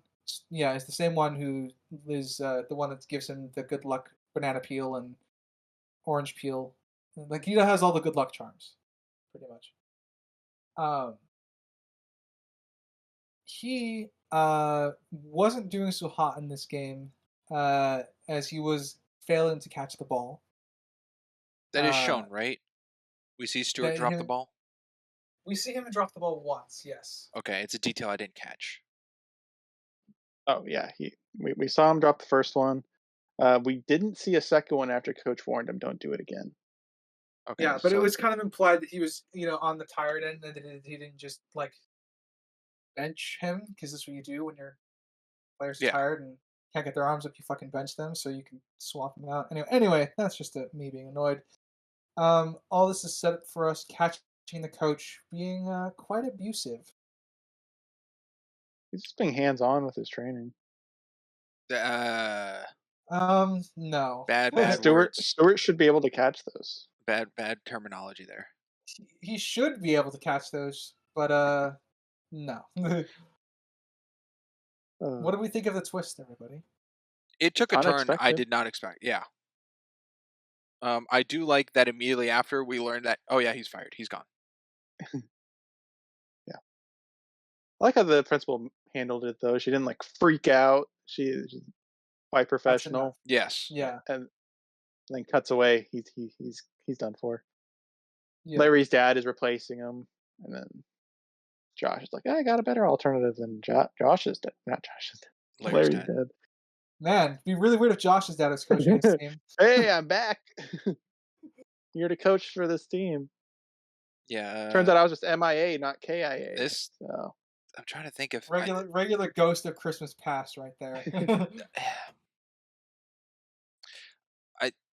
I think Larry's dad would have been a worse teacher for like coaching. Trying to word Very my different things. style for Yeah, I'm sure. trying to word my things correctly. I don't mean to say that he'd be a worse coach than Coach Joe. It'd be very different. Yeah, they have. He'd have a lot more favoritism. Yeah, I mean, my dad coached my teams that I was in growing up, and there is a degree of favoritism, but my dad was pretty good about like knowing what I was good at and what I was not. So I was never the center of the team because he focused more on the team aspect. So it varies from coach, like father coach, to team, whatever team his son is on. Yeah. But there is a for this particular coach, Larry is the team. So I Yeah. agree. It But would have been a Ryder, very different thing. would your dad move you and your whole family to go join another team? No, he's not. He's not a Okay. petty fucker. Yeah. Uh, but that being said, is like I so anyway. It's a Disney movie. I I agree that Larry's dad would have made the team around Larry. Like everything would be focused on making his son the best he could be. So everyone would focus on passing to Larry or getting Larry open. Like that would be how you build your offense. Mhm. Yeah. Um. Anyway, all this to say is, I didn't really, I didn't like the twist of Coach Joe being cruel. Oh. Mind you, I think it works objectively. I personally don't like it. This was, I don't know, it came across to me as like too comically evil. Mind you, I'm fine with the build up being there because there is build up. It's just on the subtle end. Um, it's just my subjective dislike for it clashes with what I think are the thematic elements that are being built up in the film. Um, and yeah, I think like a lot of what could be considered build up to him being cruel in that scene could also be double as him just being a hard coach. And there's a line where you make the distinction of what a hard coach is and a cruel one is. Yeah. And Is the film also kind of showing that Stewart didn't have anyone come to watch him at the game? I Because haven't looked at it like that, but where they would his would have been. parents be? it's possible, but don't really see any evidence against or for it. Yeah. I don't know. Just not. I Uh, do think, in the term of story for objective, this plays a better beat to get to Arthur being coach than it did for Buddy to get out of that kennel in the beginning of the movie. I Yeah. agree. Yeah, because Arthur also has set up as well with his relationship to Josh, because he wouldn't have gotten there without Josh, just as Josh wouldn't have gotten onto the team without Arthur. Yeah. So I like that. That's a dynamic that plays off each other well. I'm just, I guess again, I have issues with the thematic work that kind of gets undone by this scene, though I don't. But I take most of my thematic work as subjective, obviously. So I don't have any issues objectively with this twist. I think I would have enjoyed the film more if this twist wasn't here. Okay. You'd have to write a new way to remove the coach in order to get Arthur as the coach of the team. Um, but I think you could have done it without necessarily making him cruel. So that's just my personal take on that. I will talk about Arthur. I really like his coaching with the invisible ball thing. I think Me that's too. really cool. I don't know how applicable it is to real life, but in my head, it sounds really good as a concept for training, It's for team building. teamwork. Yeah. Yeah. Funny enough, as someone who's played basketball, I was thinking about it and like what it would be like as a practical application if you were to have that as your coaching style. I actually think it would work because Especially as you lesson have to one. teach, yeah, as lesson one or lesson two. Like that would be something I do first couple days because if I were to coach a basketball team, like a group of kids, mind you, the it's a good way to keep their focus. It's a good way to train a child's focus because when you're in a basketball game, and funny enough, I have some issues with a couple of basketball game shots in this, or as far as camera work goes, and this kind of ties a little bit into that. When you're just starting out and you're young, you tend to focus on just keeping the ball dribbling rather than focusing on where your teammates are and where your teammates are going to be. So, the practical application of that is you're teaching your students and where your players are, how they move and stuff like that. To keep your eyes on your teammates rather than on the ball because dribbling the ball will eventually become instinctual. So you're not skipping a step, but it's prepping you for what's going to come after that. Is dribbling the ball needs to be instinctual, natural, and you just need to always know where your teammates is in order to best take advantage of what's going on. So practically, I actually really like it as well. Yeah, cool. There you go.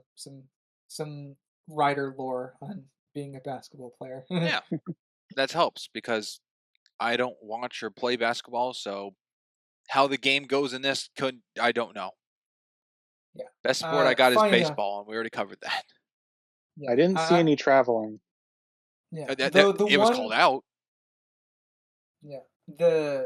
The issue that I did, one of the shots that I took, the camera shots that I took issue with basketball game is the one shot where Josh is just staring. Well, actually, it's the shot where Buddy notices has the ball, but it's the shot where Josh is just dribbling in place, looking down at the ball instead of like around him. For an open pass. Yeah.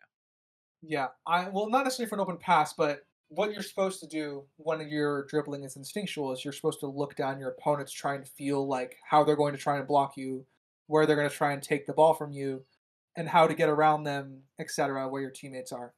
So my one issue is that Josh is focusing on like he's looking directly at the ball as he's dribbling it back and forth, when he would already know how to dribble because of his history with his dad. Fair. So that's one of the minor basketball issues that I take with the film thus far.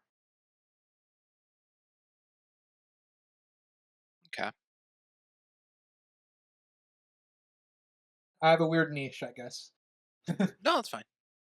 Yeah, basketball was the sport in my house when I was growing up, and football is now the sport in my household as an adult. I think I have a character that could go on to the removable characters list. Oh, all right. The girl school student who's the Who wants to member turn? of the president or like the president of the something or other who gets introduced Uh, to Josh before the President reveal. of Booster Club. Yeah, the Yeah. president of Booster Club. I thought she's being set up as like a romantic interest, and I don't know if I ever see her again in the rest of the movie. I got the I think same she's in the vibes for instance. crowd. Yeah. And what I don't think she she's a character though to even remove oh, her. okay. I'm like, what she does is all what the principal does. Or I guess like Yeah, the exactly. principal's like, oh, this to do this, and it's like the principal just does all that. Yeah. I'm kind of in agreement. I think the uh she could be removed. But Yeah. I agree that she's not really a character. I also thought she was being set up as a potential romantic interest. Okay. I had her listed as a character removed because she has a name and she has a speaking line. But I don't know. I don't know the full terminology of our list of what identifies a character to be moved. Well, what we have established is it has to be unanimous. Uh, I don't see her as a character. I don't really have criteria. It's more of a feeling thing, so I wouldn't remove her because I don't see her as Okay. one. But I agree. It kind of just seems like, why is this here? I can agree with I don't that. know if it's set up for the next movie, but it's I so don't small and recall her minor that being it's in it. odd. And I don't know why they just wouldn't start it if they're going with a romantic approach. Just do that in the next movie and give it more time. Man, I think I have to watch the Airbuds again. I think the third one, the soccer one, I think Josh gets a romantic thing in there. It's been so long. I don't remember if the football one, which is the next one, has anything. Oh boy, football. I'm sure Ryder would have something to say about that one. Mhm. Uh, yeah. just, Sorry, it's just thinking football. You about seem everything you you. said. I resonate. Football is your sport, Ryder. You seem to be a big Yeah. Well, I football mean, guy. to be fair, it was the sport that you were dragged into for parties and such when you lived with me. So That's true Hold because on, the don't be people in too. your family liked football. yeah, exactly. Like I said, the part of my family that is into basketball, I don't think you've met any of them. So Different branch. uh, Huh? yeah, different branch. But Sprinks. Oh, alright. That's me. no, no. Go Uh, ahead. I imagine you time stamped when they said Airbud because that's a thing you do. Oh, I did not timestamp it, but I did have that the Oh, mascot's name is Airbud, and that's how he got his name. 5616 is when Airbud is said. So, there you go. Did it Gotcha. in case you forgot. Yeah, a detail I don't like is in the third act about Okay. that. Go. I Okay. That's the I next thing. said third act as I like, but if Yeah, you yeah. want me to share, That's but that's why I cut myself off. But since we're on the subject, actually, just yeah, what is it? when Airbud gets to be a member of the team and his new player name is K9. Yeah, that was I don't know why it's not my. Airbud or Buddy. It might just be the announcer isn't from the school and they don't know the name of the dog. But didn't That Josh walk up to the table to get him registered in? well, the those people, the referees would know, but maybe not the announcer. I don't know. I agree. It kind of stands out as being weird. I don't know. I mean, Airbud could be his mascot name, but Canine is his player name. I don't know. I They don't. could be different, It's weird. but I agree. Yeah, I also agree. I don't really have anything else to add to that. um, Crimson. When do you go? All right, Arthur. Back to Arthur. And how awesome of a coach he is. I love that he did not take any of Larry's father's nonsense. I mean, he Yeah. called him out as a worked up father and Yep. everything. I was like, not holding punches, standing his ground. He knows what he's talking about. And he's willing to lose Larry if he has to. He did not care once Larry was pulled away from the game.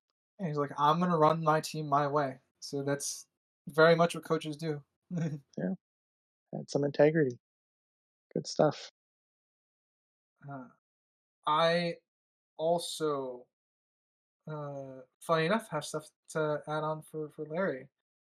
I very much like, on top to continue with his coaching style. I like that he, you I know, think you mean Arthur. no, what? I think you said Larry. Oh, my bad. Yeah, Arthur. I do like that he teaches. He coaches Josh after he misses the game winning shot. It's a shows who like again more. It shows more of his in depth style because he's also personally teaching Stuart how to catch the ball. Like he's teaching him the basics. Yeah, great detail to add. Yeah, without it being abusive, which is nice. Okay. uh, I don't have much. I mean, again, this act, I'm not exactly sure where it ends in my notes. I'm running pretty low as well.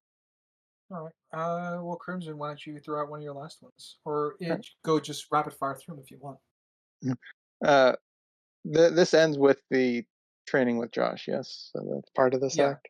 that's kind of where that was the Kind one of of my talked last about points. there.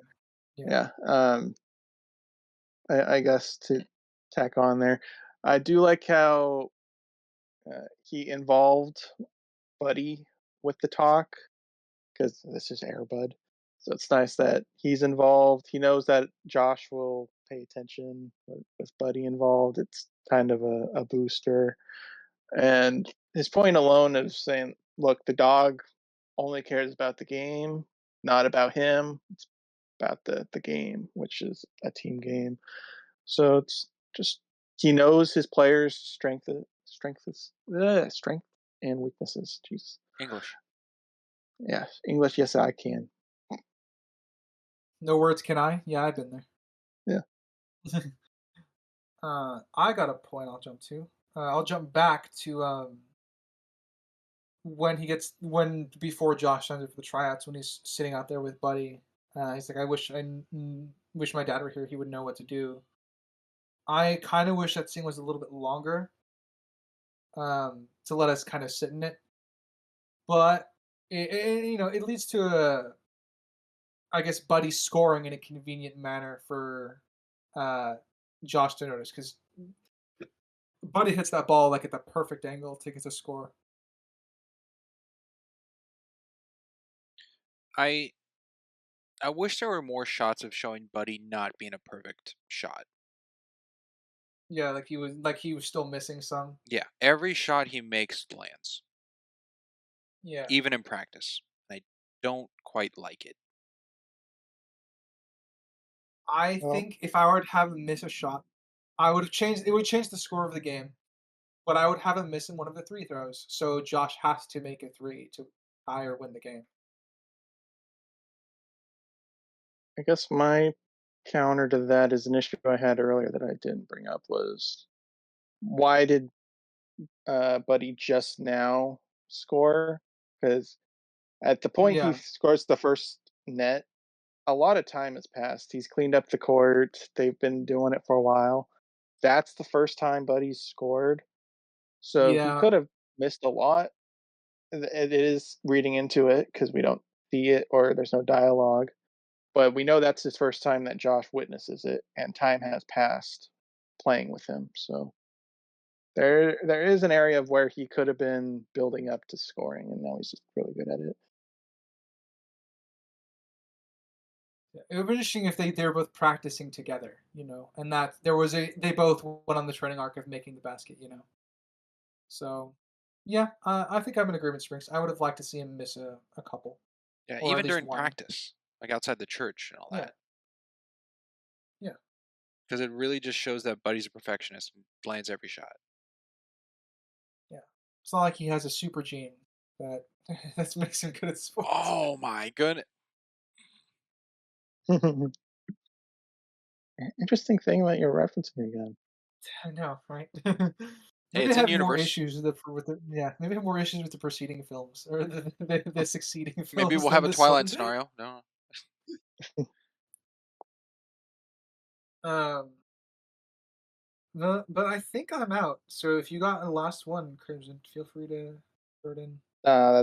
That's pretty much it. Yeah, my last note is pretty much I actually quite like Buddy and Josh's relationship in the more therapeutic sense of how they're both kind of growing up together and getting over things together. Oh, my last note. Sorry. Uh, one more. Springs. Is this a Christmas movie? no, Why Are we not? sure? no, it's not. It's not a Christmas movie. It's got Christmas in it. And you know what? The Incredible There's a Shrinking Woman's not a Christmas movie either. That there's wasn't asked there's a last Chris week. there's an entire Christmas book that's Yeah, read. It's not Christmas. yeah. The No. reason I asked for this one is just because there was actually a monologue about it, about the book being read and stuff like that. This is a movie that So, has a Christmas in it, and it is not a Christmas movie. That's where I stand. but you've talked in the past that if it's on Christmas Day, it makes it a Christmas movie. It is an element to help make it a Christmas movie, and it's a big Are element to you help. moving the goalposts or something? It is not a. You are asking if like Toy Story 1's a Christmas movie because it has Christmas Day at the end of the movie. I'm saying that after your definitions, yes. I wouldn't call it that. It's like there are parts to a. I'm sorry, audience. There are points to what makes a Christmas movie to me. It's like this occurs and this occurs and this occurs. If Christmas Day is set, that's like a 2-point difference versus everything else being a 1-point difference. It's a What's the 100% main bigger point? leap, but it doesn't hit the goal. I don't I don't classify it really like this, but it's like for a Christmas movie for me, it's like it's got to hit 7 out of 10 points or something like that. And if one of those 7 points is Christmas Day, that counts like 2 points for it or something like that. But I can't What's just your be like, largest criteria? my largest criteria of what makes a Christmas movie a Christmas movie? Yeah. What has to be in a Christmas movie? Be a Christmas movie. The first thing that comes to mind is Christmas Day. Okay, so that sounds like more than 2%. But that's all right. I didn't This say isn't a Christmas 2%. debate. You did. I He said 2 apologize if I points. said 2%. I did not mean that. It's way bigger than 2%. Okay. It would be like 20%, I guess, by the terminology I'm trying to go with. All right. But yeah, no, I actually quite like the Christmas montage, or no, the Christmas reading, in kind of leading up to the reveal that they're going to keep Buddy. Oh, I Which, guess I did like that. Josh's reaction to Buddy being gone, yeah, freaking out, thinking he ran away or something. Because every morning he's been there, presumably. Because I doubt he reacts this way every single day if Buddy's not there in the morning. So yep. I did like that. Yeah. And then we move along to Act 3. Why don't we start with you, Crimson? With me, Crimson, that is my name. It is a name that you use. So, color theory, holy cow. From I you, couldn't believe it myself. I just couldn't believe it. pulling my How leg? is it that the enemy team is red, which is often depicted as bad? Why couldn't they be blue and the Timberwolves be red? I don't understand. That's just in. I think hell has frozen over. Crimson, I don't know. I think they're red because Larry's kind of the main focal point of Larry's members that we passionate. know of on their team. The other ones are no names. And that really shows Larry's anger and drive and hatred kind of against Waterboy on the team where he's blue, much like water. Um, so to Hmm, symbolize that and to go against that. So it really fuels him against the team. pretty And good. Larry's dad is very angry about Larry's movements on the court. So he feels that as well. So they're one and the same in a sense. And it's a good contrast of two primary colors against one another and pitted rather than a secondary to show one above the other. So it's other than choosing yellow, which would have its own whole other series of what could be connected. The red stands out more. It's also kind of a classic trope of color for a long time of red versus blue to be a color pairing. Put in my Uh, notes. but yeah, I think that's what I have off the top of my head of color theory. Isn't it interesting that Waterboy takes a ferry across the water It at a is climactic scene? water taxi. Absolutely. It's like Larry Wow. knew. Larry with the foreshadowing. Ah. All right, there you go. Oh, that's all you had. The red is bad, blue is good. Yeah. Isn't Yeah. it wild that when Buddy gets the doghouse outside, that Josh uses blue paint to paint his name? Isn't it interesting that Airbud is yellow, which is could be conveyed as cowardice, and Airbud runs away from the clown? Wow. You know? Look, this And is you have kind to of keep poking going. fun at color theory, but on the other hand, a lot of this could be true. It's all interpreted. It's true. Yeah. Uh, we montage through the Timberwolves doing really well, and we see obviously Josh and Buddy playing a lot of games together as well. Um, and it's good stuff. I quite like the montage because we get to see the coach being proud of his team and like going from a. It's a nice setup from going from a real high to a real low because we cut to the clown,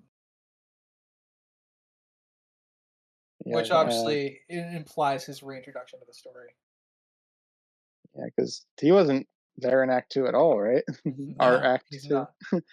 which is the middle third of the film. I did find that pretty predictable of the movie, though, that he'd come back when Buddy got bigger. I mean, it kind of makes sense. I mean, I don't. How would you integrate them? I think what they did was fine of how it works because he got on on TV, like a coverage of it, but I don't Okay. know. I mean, I agree. It's pretty predictable. I don't know what other way they would have really done it.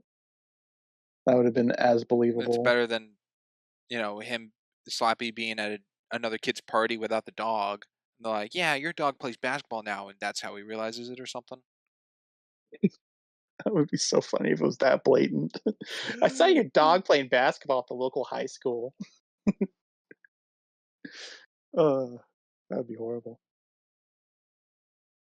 Did he have beans on his plate, by the way, of what he was eating? I didn't really pay attention to that. Okay, just a little inside joke that if he spilled his beans. You spilled my beans, man. All right, a little more than an inside joke now. Uh, and those who understand, understand. Uh, it's pretty good. It's been a while since we've talked about that. um, playing again into what could look like a Goosebumps episode. Him just sneaking up on Jackie in the backyard. Dude, It's kind of creepy. I don't know what that was. It was if it was the front yard, sure, but it was her backyard. And he didn't say What is he anything. doing? He didn't go, "Excuse me, No, ma'am," he or just anything. He's crept just up on her. behind her. And they kind of do that same shot again after they win the basketball game, and he's behind Josh. And his smile looking at Josh when Josh was coming up to him in the backyard, that sinister, I'm getting away with whatever this is. Like, Yep. good stuff, I guess. Slappy is off the rails. This is a lunatic. It's a lunatic. Yeah, That he tickled me he so. is. He's pretty He has his pretty papers. insane. Goes from 0 to 100. Yeah, that's true. He does have his I papers. You got. I think his car goes from 0 to 100. So does he, because he angers real quickly. Yeah. Um, That actually might be my favorite joke in the movie, though. Where he goes... Each part of the car falling No, apart. where he goes, "I'm going to take you to court," and it cuts to them in court. man, I hated that What whole an court unexpected sequence. journey. I hated that court sequence so much. Oh, how the judge doesn't care? Didn't like that. Oh, I know. Speak. I just hated the court scene in general. Oh, the whole gavel and the barking whole is fucking joke. thing. I did not like. Oh, My subjective took a hit from that. I gotta be honest with you. I was only like 8 minutes. yeah, That's 8 only. minutes I'll never get back. Okay. Yeah. I do like the whole play from the heart mentality that kind of comes on. Um, you guys talked a lot about the clown. I don't really have anything to add, by the way. Should probably could lead with that. Well, fuck it. Crimson, you go. Oh my gosh. All right. I'll do it. I'll talk about the best scene in this movie, and that is just Josh leaving Airbud. Okay. Buddy. Man, the older I get, the harder that scene hits me. Every time. It's so gut wrenching. I didn't shed a tear, but my eyes got watery, and I used my shirt to dry them off. You caught the tears prematurely. Yes. You didn't give them time to grow. That hit harder than I thought for a scene. That was very emotionally well done. Yes, I agree. I like the build up to it too because has to work himself. He doesn't immediately tell him to go away. It's like he's not yelling at him. Like it's a build up to it. He brought him a goodbye gift of pudding for a callback. Yeah. It was very good stuff. This is a scene that actually has build up to a point, not just like a start thing. Yeah. Wasn't just the pudding. He gave away his dad's basketball. He did. With that slow-mo shot. Good shot. Yeah, he got rid of it. just for Buddy's safety, so he doesn't go back to his abusive life. I And oh seeing Airbud's just trying to swim to the boat is the hardest part. That's the part that usually gets me the most. oh interesting. So sad. It is. It reminded me of another scene from something that I think is sadder. So, which was this I guess a sad part to this sad scene is I've seen things that I think hit harder that are very similar to scenes like this for me. Okay. So, Do you want to name any of them? well, as you just said, of Buddy trying to get to the boat, reminded me of Samwise Gamgee trying to go after Frodo. Fellowship. That's sadder than this. Yes, Kind Oh, of painful. absolutely. absolutely. Oh, it's not even close. Sorry. Wow. Yeah. Got me thinking now, trying to figure out scenes of that to compare to this. It wasn't I'm gonna. similar, but for some reason it reminded me a little bit of Artax from Neverending Story. It's completely different and that's way sadder, but just like an Saying animal goodbye to a pet. saying goodbye to a pet. Yeah. Yeah. Yeah. I find this one more sad, honestly. They're both sad. I find this one more Yeah. Well, emotional. you're more in that But realism kind because of this thing. So one's a choice. Yeah. Crimson, have you Artax seen is circumstantial. Crimson, have you seen My Dog Skip? No, Okay, have you seen Marley and Me? I have seen Marley and Me. Is Marley and Me sadder? It's been so long since I've seen it. Okay. I mean, I know I'm what you're picking realistic questioning. dog movies here that Yeah. have sad scenes. It's probably sadder. It's been so long, but yeah, I would say Marley and Me is sadder than the scene. Okay. I haven't seen Old Yeller or anything like that. Or whatever that Uh, oh shoot, that John I don't even know if it's sad, but that John Cusack train movie with the dog? of the Husky. Yeah. Yeah, I don't know the name of it. I don't know. I haven't seen it. Okay. You also haven't seen Lord of the Rings, so Samwise thing doesn't hit. Asterix. Okay. Asterix. What is this? I Thunderbolts? fell Yeah. asleep. That's a nice one. Fell asleep watching it here and there. Okay, but I've seen it in air quotes slash yeah, asterisk. yeah. So you haven't seen it. Moving on. And I would like to add that uh, I like the fact that Josh uses his the leftover ball he's got from his dad to get him to be free. Good. That for me is the good shit in the sense that he's letting. This is the good shit. This is the good thematic shit, right? So he's letting his, something he has from his dad go in order to let the dog go. Yeah. Also the That's maturity of that. him to do it on his own. Yeah, that to me was good stuff. I like that. It's not in your Pretty face. powerful. Yeah, it's not in your face. It's. And Josh is crying and yelling and saddened, I think stuck with me that I think he's my favorite actor in this movie. Just the range he goes through. More motion. Good child actor. Yeah. Everyone else is kind of docile. Yeah. It kind of lends to kind of convenience thing though that this just happened to be next to Slappy's house, the running distance from Slappy's I house. guess so, yeah. Runs to the So park and the car goes through the park and totals. there is convenience. We do know this area is near a lake, because that's Josh's house is next to the lake, and I would imagine Slappy's is walking distance because we didn't see him take a bus or anything, or ride a bike. No.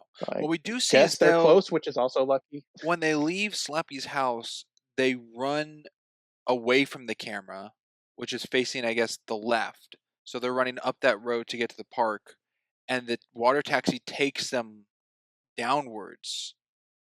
So is the water taxi heading back in the direction of Slappy's house? I don't know how far it goes, but I'm like, I doubt it's closer to Slappy's house where he gets rid of Buddy. But it seems like they're heading in that direction to where they get dropped off. Yeah, I'm not sure. I mean, Slappy doesn't know where it's going, anyways. No. So But it's also a they could custom be going spot. back in They're Slappy's in the middle of direction. nowhere. Yeah. My first thought on a quote unquote first time watching this, I thought the taxi was going to take him to the church where the fence was broken down. Not across the river. Yeah.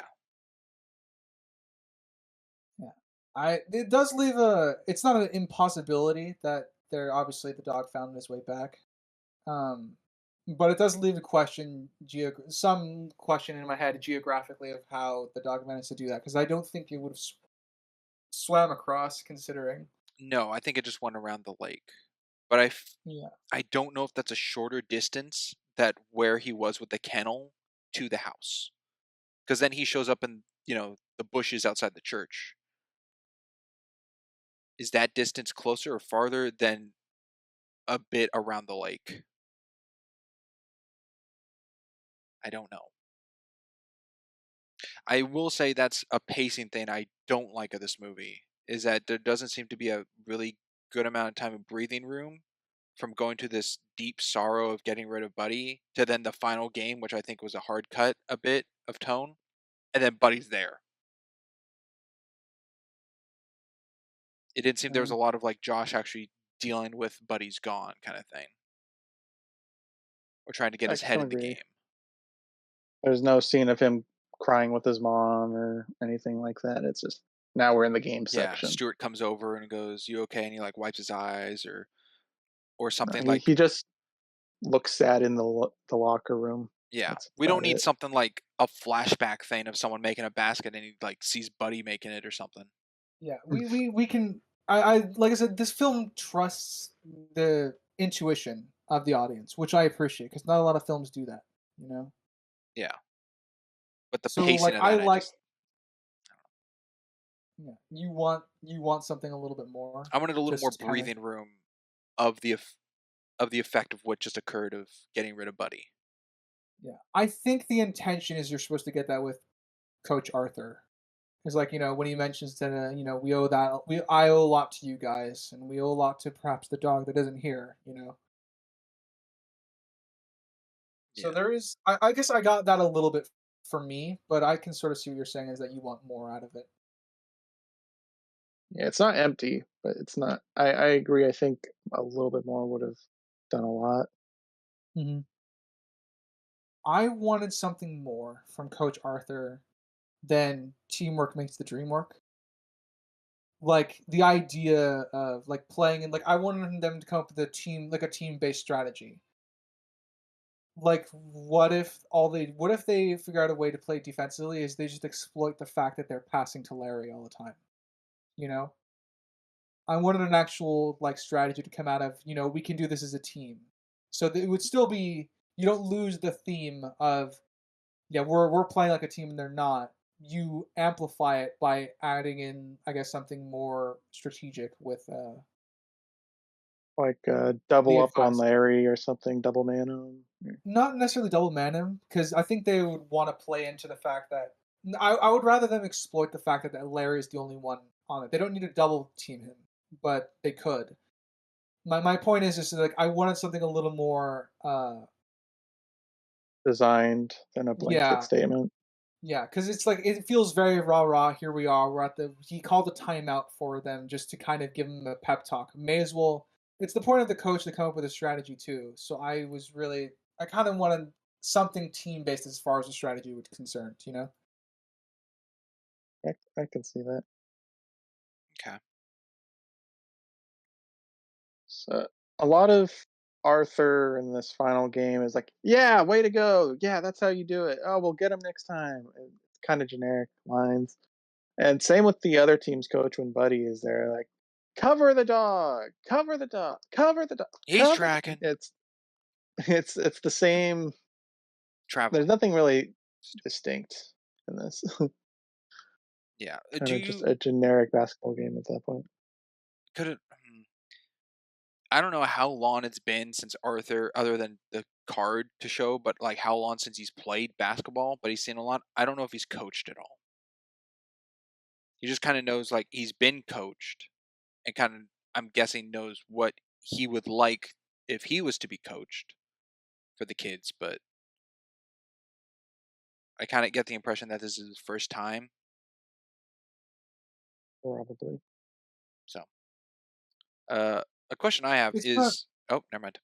Yeah, I'm sorry. I was thinking about what you were saying.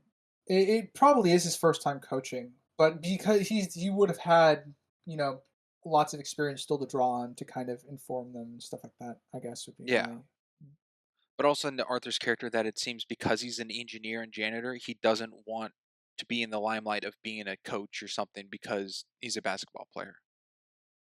Yeah, well, I mean, that's the point. He and Josh are helping each other embrace what they love. You know. Yeah. Um, a weird thing I didn't quite understand is when Jackie is cleaning Josh's room and finds the clown clothing like under the pillow. Mhm. Why does she keep it? She doesn't know what that is. Would a mom Well, just be that's trash?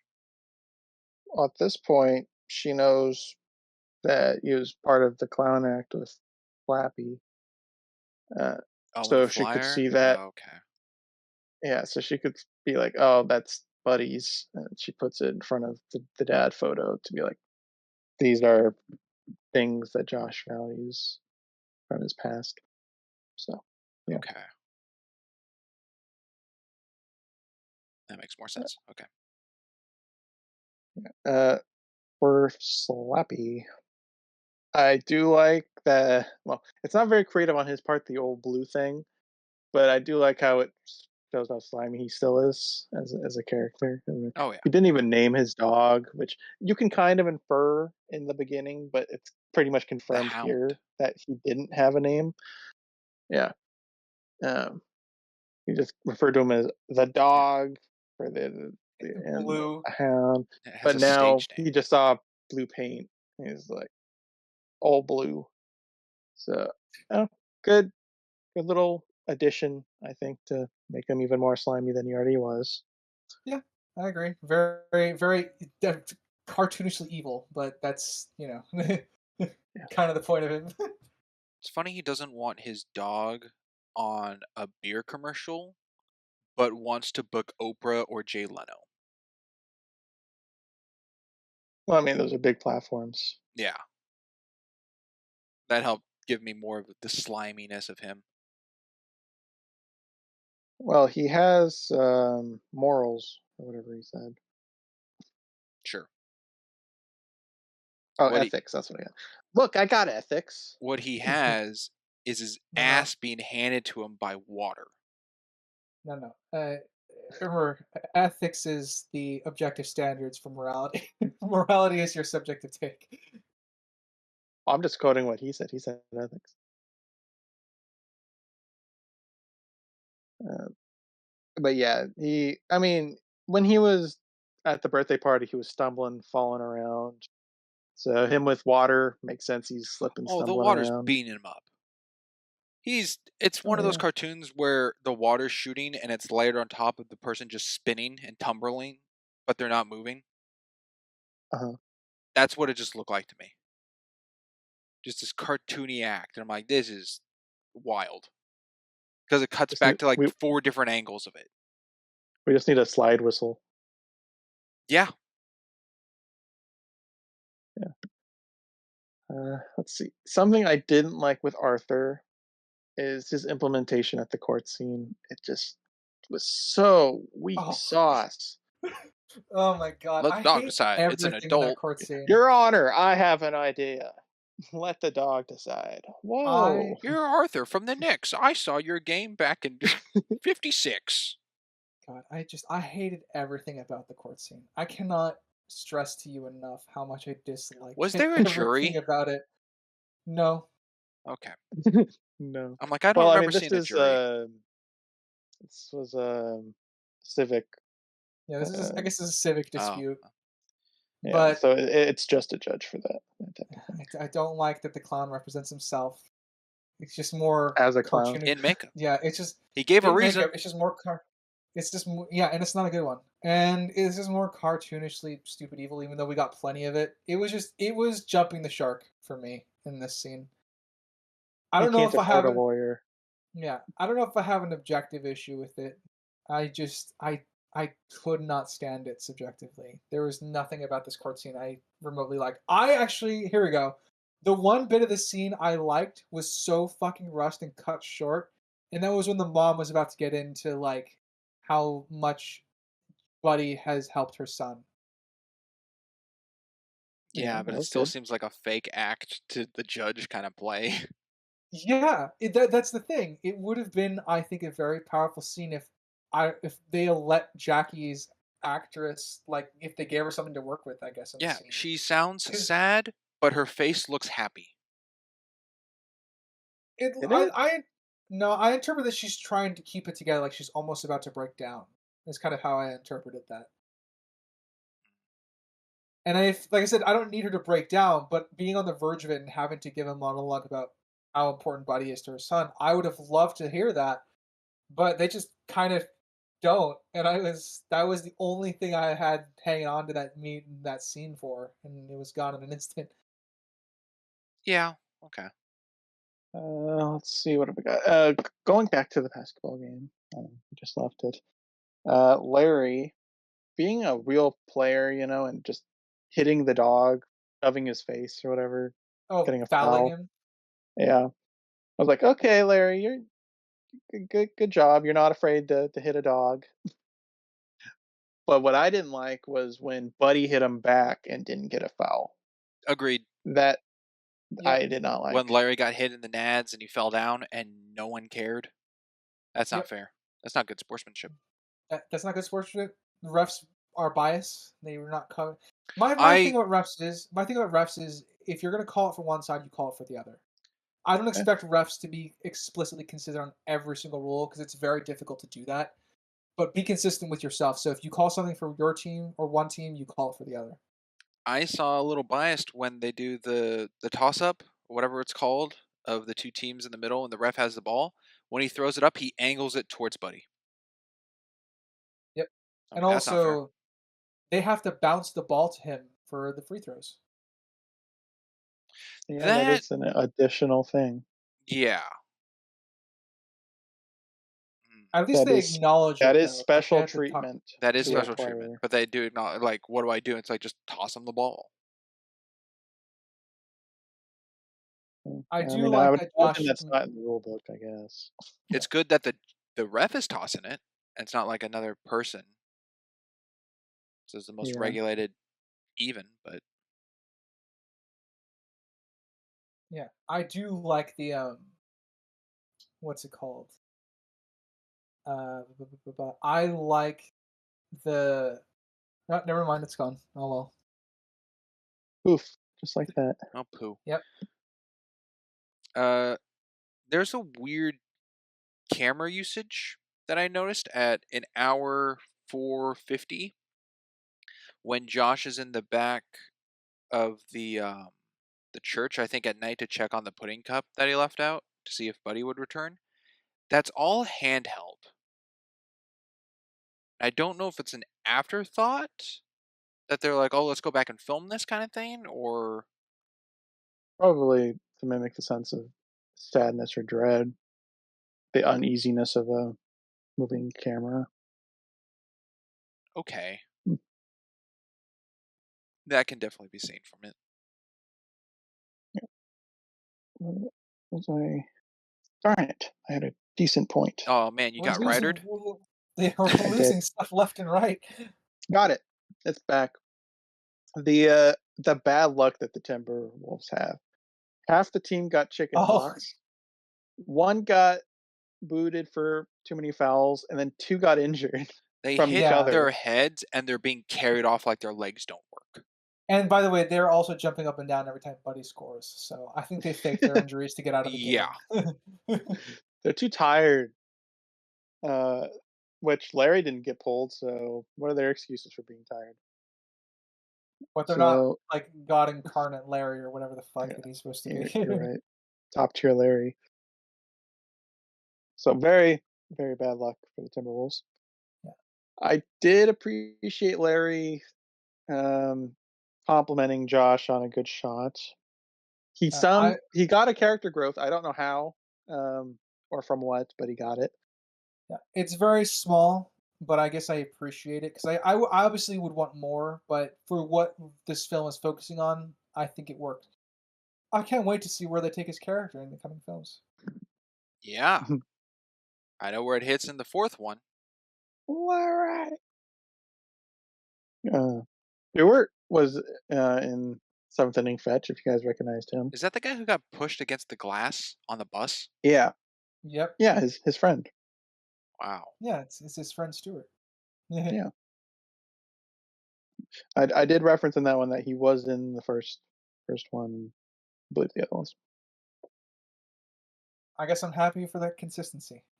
Yeah, all like 2 minutes of screen time he had in Seventh Inning Fetch. Yeah. Has a bigger role here.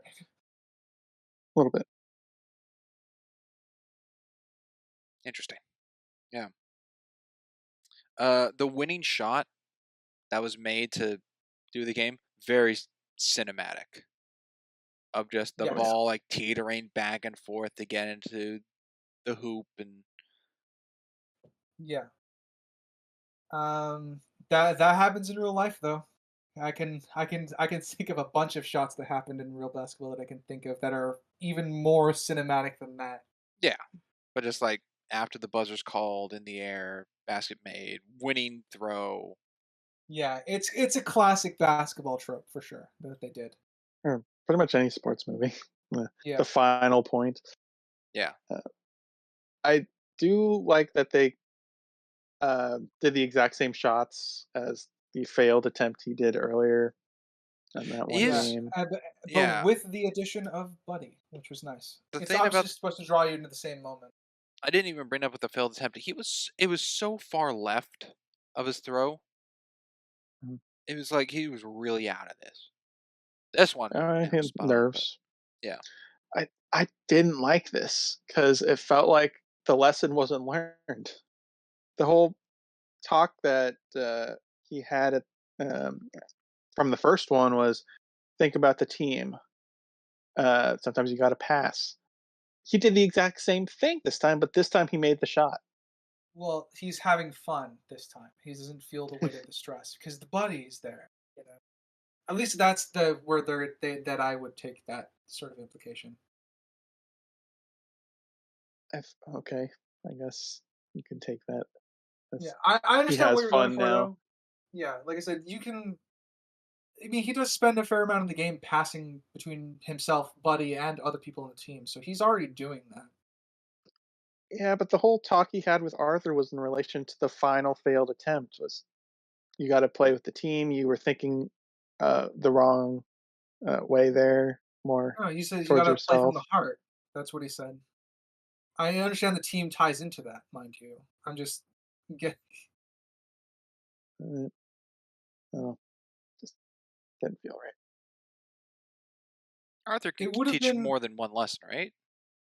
yeah. Like it's not one s- strict. I'm Oh yeah, I'm oh trying to yeah. see the difference He's between what Arthur taught and then also what the overall like tone of the movie is being, because they can be two distinct things. Hmm. I'm just trying to see if that's where the jumbled of the heart and team is. I think it's making the scenes parallel and exactly the same because I don't think the issue in the first one was he didn't have heart. At least that's not how I read it. well, Is no. he The issue definitely is has that heart for the game? the issue is He that was he's pressured. overwhelmed. Yeah. Yeah, and he's So there trying. wasn't really a lesson to be had if you're overwhelmed. That's Well, the just you getting lesson. more comfortable. Yeah, it's a little weird, I guess. The message, I suppose. D- So slappy at the end. Yeah, I don't know if I like the ending. It it's it just feels kind of weak a little. Like, I feel like there should be one more scene or something. Oh, like cutting from like outside of just at the end of the courtroom case. Kinda, yeah. Or like, Yeah, 'cause how do the credits go again? Like, the credit starts with them just practicing? it just pans away from no, it just pans away from the court. Well, it does, and then cuts to black, but when the credits start, isn't there more of a scene? Yeah, It's Josh playing at the church court. Okay, yeah, at the church. yeah. There's just it's the credits are rolling over that though. So it's Yeah, just back to playing with Buddy.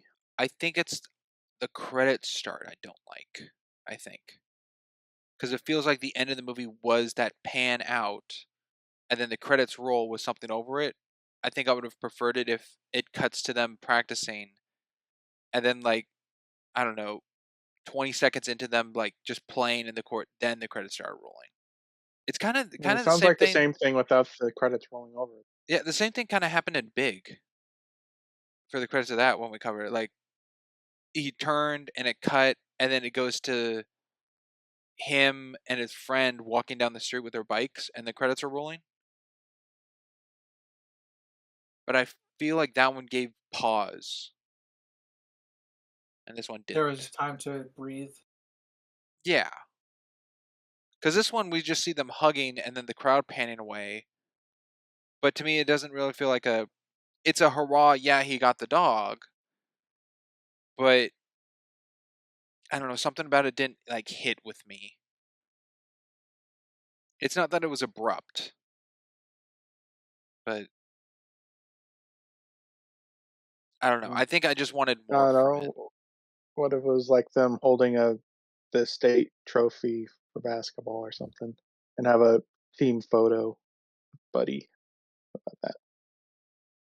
Yeah, kind of like a Shining ending, like zooming in the bedroom and like to a photo kind of thing, or I guess Sandlot for that matter, because we've covered that. Where it goes to the photo of the team. Yeah, I would have Yeah, liked to next see to the that. dad photo or something. Yeah, Could have done that.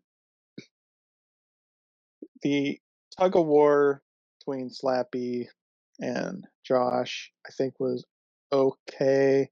I feel like Buddy would have just gone for Josh instead of this whole looking back and forth thing. Yeah, That I don't understand the point of the tension. Yeah, it didn't feel like Buddy would have to consider anything until the paper. The Then I yeah, could see, okay, there's something. But it took a while for that newspaper to come out. yeah, I'm kind of in agreement. It's very weird that if he had started with the paper, I wouldn't take any issues. Mhm, I'm the same. And then it's yeah. pretty clear to everyone watching, I would imagine, that Buddy has discomfort with that paper. Yeah, Uh, so I don't know. Oh, it ties everything about the newspapers in the movie. Yeah, kinda, yeah. It's Um, one of the more subtle things that are running through the movie that yeah, I I like. didn't quite like the shot of the perspective of Buddy's eyes panning back and forth, like we're Yeah, looking through neither his did eyes, I. kind of thing. you have the audience like pushing him to Josh's, like pointing to Josh.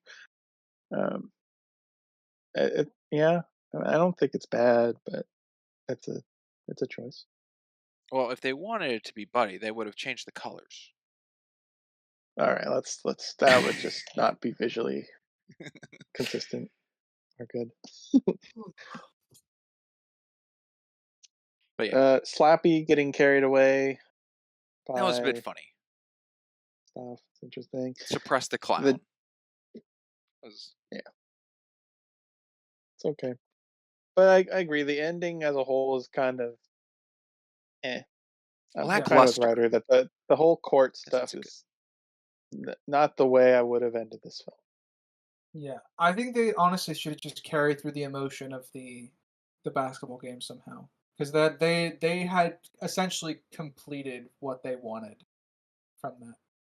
Yeah, it could have been something like the Slappy coming up and he's like, "Hey, that's my dog. I have papers," and he pulls out the papers, and Jackie just goes, "Doesn't look like it," and that's it. That's all you need of that Yeah, court thing.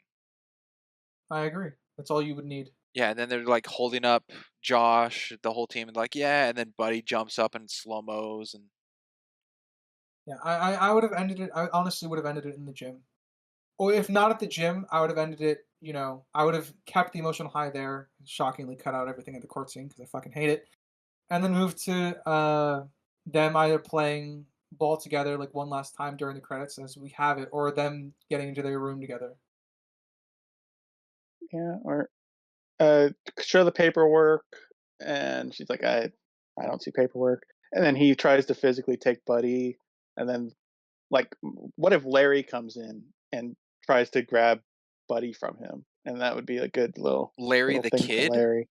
Larry the kid No, wants no, to help Waterboy. yeah, Larry's helping him from taking Buddy away. Oh, that'd Yeah, be something. So he's yeah, that would it'd be be a that would be good good. character beat, and then other people could try to come in and overwhelm Slappy. I think Yeah. it'd been And then It would be a funny. eventually good police group. will show up, I'm sure, Could have because been there's just some funny and strange man. yeah, Yeah. funny and silly if like the two refs just go like, "Oh, that's a foul," and carry the guy out. You just hear the whistles. Yeah, Yeah, I do think those alternatives we just provided are better than the court choice. the At least court we're all in choice agreement again. with the court scene is not great. The court whole scene don't care for. I do like just the instant cut of "I'll take you to court" and it cuts to that. Yeah, I can agree with that. The pacing of it was pretty funny. The actual execution of the court scene itself Not was good. grating on my nerves. Yeah. I just don't like that the judge didn't care. He was very Yeah, just like And whatever. because what if if we were to treat this as with somewhat reality, and this was the matter of a therapist dog, and someone was really really depressed, which is similar to what we have, and you have this judge, it would have a much different taste in your mouth what's going Yeah. on. Also, Slappy would not have evidence on him. It would have already been in not intoxicated, but it would already be in the court's system or whatever, and he would have asked for the bailiff to bring it present to him while representing himself. Hmm. I So didn't that's an like arrow this, with it. but I'm happy we're all in agreement that it's not Yeah. good. That makes me happy. I think to me the worst part about the court thing was the whole gavel with the speaking joke. Way too long. uh yeah, I didn't like anything about it, so I'm just gonna agree. Yeah, fucking hated that too. Well, I'm kind of running low on notes, fellas. How are you guys looking? I have um, technically one more ish. What about right, you, Crimson? do it while I read. Okay, it's in the credits. It says no animals were harmed in the making of this motion picture, which is I think nice. it's the first thing it says, right? No, it has the cast first, and then that pops up, I think. Okay. But the thing under it that I liked was no special visual effects were used in the basketball sequences of this motion picture. So all use was Little real and flex. practical. Yeah. The effects that are used are just cuts. Yeah, and I'm like, okay, nice. Yeah, I think I am out. My last note is when they think Buddy is gone, uh, his mom moves the torn piece of cloth from Buddy's clothes onto the mantelpiece next to his father. Hmm. That was very Good nice. stuff. Yes, she's a good mom. I like her. But again, like we I said, guess the ending, if it cut to show like that piece, the photo, and then the team photo, that'd been something. Would have been well then. to add on to the mom, actually didn't mention it. Her trying to buy Buddy back from Slappy and really trying hard to keep him was also pretty endearing for her character. Mhm. And I like that Josh didn't complain to her about her not trying or anything, because I feel like that would be drama building stuff you could see in some Too things. I'm much. glad they didn't do Yeah. that. Yeah, Yeah. no, that was good. So Of actually trying, and then the sleaze bag of Slappy just being like, "Here's my card. You'll get, a cheaper time book me for you'll a get a birthday." discount for your birthday. Yeah. What an And did asshole. did Josh use the business card to find his He did house? to track him down. Yeah. which is Had a his nice address on detail. there. Yeah. Yeah. This part of Slappy being an asshole, because clearly he's mocking him with the Yeah. business card, comes back to bite him. Yeah. Uh, I guess with that, gentlemen, shall we move into ratings and summaries? I Yup. think so. All right. Um. Well, we got two essentially first timers here, so let's sandwich the experienced one. What do you say, Springs? So you go first, I'll go last. Sure. Experienced one. Let's see. I'll start with my. Let's start with my subjective this time. I think this is a pretty safe movie. It's pretty good. Um, I enjoyed it. I didn't hate it. Um, I think the part, I think because it's a little dated for 97 for me, lowers my subjectivity, but it's an overall safe pick that I wasn't bored of. So I just have it as a nice 6 subjectively. Objectively, I think some of the acting's poor taste and not great. It's very kind of dull characters a lot. The best acting I think goes to Josh, just because of all the range they give him. I think Buddy's really good of what they can do with a dog of acting, where it's not, I think there's one instance of a fake puppeteering bit that I caught, which is the paw and the all hands in kind of thing. Hmm. But other than that, I think it's all pretty much the dog. I really don't like, I guess also subjective, but for the movie standpoint, I don't like that there is no failing of Buddy. I've not seen like, oh, missing baskets to get better, and it's just great. Um, but personally, also with my subjective, I don't like that everything's a one basket done, and then they're like, oh, you're great. Like the tryouts, Josh made one basket, you're good. Buddy makes one basket, oh, we can play basketball. Like all these one time things I don't like. The setting I think is nice, a nice little quaint town. After a move, it really helps the story of the the dad situation. I think with Josh's character, and I really like Josh's character actually in this. Everyone else's, and I don't know. The sister's kind of there at the beginning of the movie and then disappears. I don't. We never really touched on like the mom's around. I don't know where the daughter is. She's in the fourth movie Oh, thank you, as the lead. thank you. Yeah, But no okay. problem. We'll just go with that. Can't forget about Andrea. Yeah. Okay. Um. Slappy's very just, I don't know, classify as like old Disney villain in a live action movie. He fits that role. I like his actor, but not his greatest work. Um, Writing was fine. The cinematography was fine. There were some good shots. There were some questionable shots. Um, yeah, a lot of it was just fine and good. And that about it. So I have it at 6.5, just a little higher. All right. Crimson. Okie dokie. I will start with my subjective as I tend to do. As mentioned, childhood film. I think I said in seventh inning fetch, but if I didn't, I'll say it now. This is my favorite Airbud. I think this is the best one. I won't give an order because who knows. But this one is my favorite. This is the one that hits me emotionally, and I tend to like movies that get me emotional because I find it as a good feat to do. It's not the easiest thing, so I respect it for that. I like it. Josh, I agree, is a good character. I like he's a good child actor.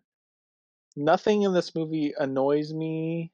I mean, I don't like the court stuff, but it doesn't annoy me. It's just could be better. So I have that at a 7. Good, but not great. Uh, Objectively, I think Arthur is a good character in this. I think his introduction with the card signing, as I talked about, could have been better done, spacing it out instead of boom, finding out who it is, going home, getting the card, coming back. Can you sign it? No, that could have been spaced out a lot more evenly. Slappy as a character is certainly consistent. I'll grant him that. He's absent for a good third of this film, kind of just put on the back burner. But he does feel like a threatening villain, even though he's a goofy loser. um, you feel like Josh can't really do much as a kid, but he tries anyways, and he succeeds in every facet to the point where he's willing to give up his dog, his best friend, in an emotional manner. Spring said camera works fine. It's average, run of the mill. We get a couple interesting ones with Buddy's POV, the extended tracking shot following Buddy through the exterior and then into the interior of the house. So there's some stuff there. The fact that the dog is doing everything is impressive. We know they wouldn't do that now with all the stupid Buddies movies. They're all just CG monsters. Oh, Well, that's disgusting. kind of. For a lot of it, there are dogs on set. Yeah, but they just got CGI mouths. Oh, they talk, right? That's Oh, yeah. Spoilers. Spoilers. I think we said that 7th inning fetch. Anyways, mom driving not great. I think that's her worst aspect is the intro of her driving. But as a mother, she's very good. She's very supportive of Josh. He's not afraid to push him in directions to get him to be a happier kid. She's supportive of him with Buddy, maybe to an unrealistic degree. I feel like most people after the paint incident would be like, no chance. But she's very generous. She gave him a chance. And she saw how Buddy helped Josh till Christmas. Very supportive. Very nice. I just didn't have a lot of negatives written down for this, so I do think it's pretty solid. So I'm giving it a 7.5 objectively. All right. I want to echo a lot of what's been said. Oops. Hey, sorry to cut you off there, writer. Audience over on YouTube and Rumble. I apologize that writer's stuff moved around and not Crimson's. Writer, what? go ahead. You're good. Oh, the visual side of things. Yeah, visual Okay. side of things. Oops. Don't worry, fixed it. Okay.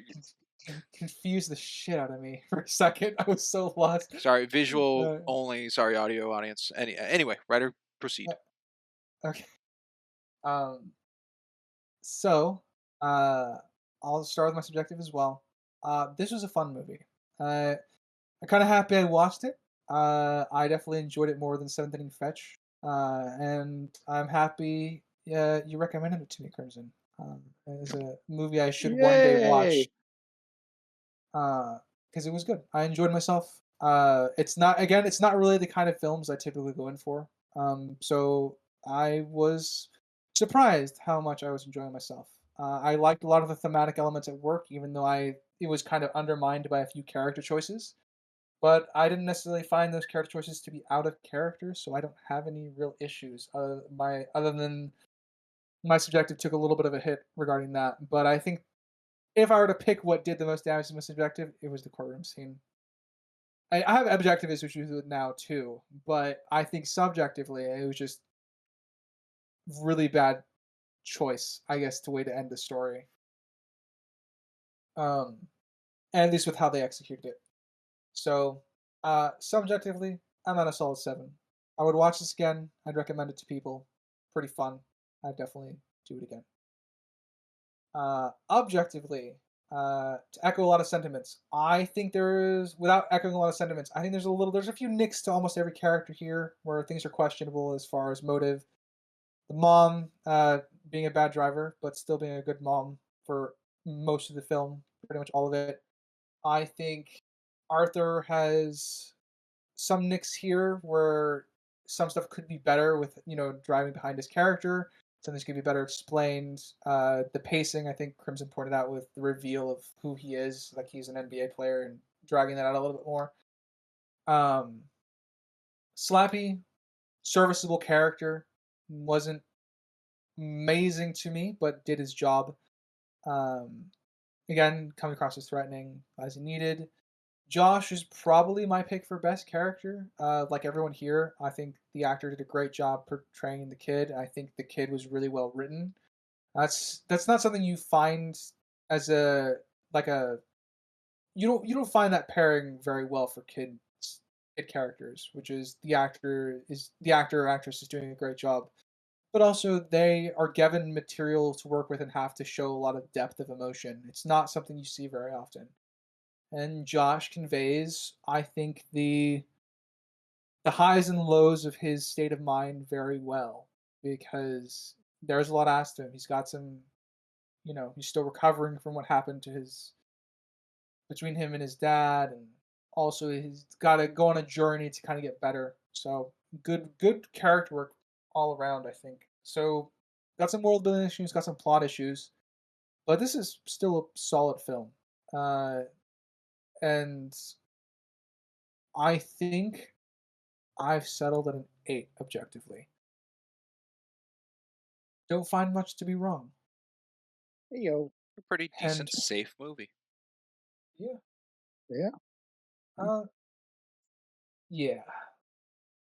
Again, yeah, we'll see. All right, gentlemen. Shall I read us out, or do we have any final thoughts? Does this movie No. interest anyone into wanting to see the next one? Is this to us or the audience? To us. I'm asking Okay. you two. Sorry, hey audience, if you're interested in us covering the next one, let us know down in the comments. But to Crimson and Ryder, are either of you two interested if we covered the second one?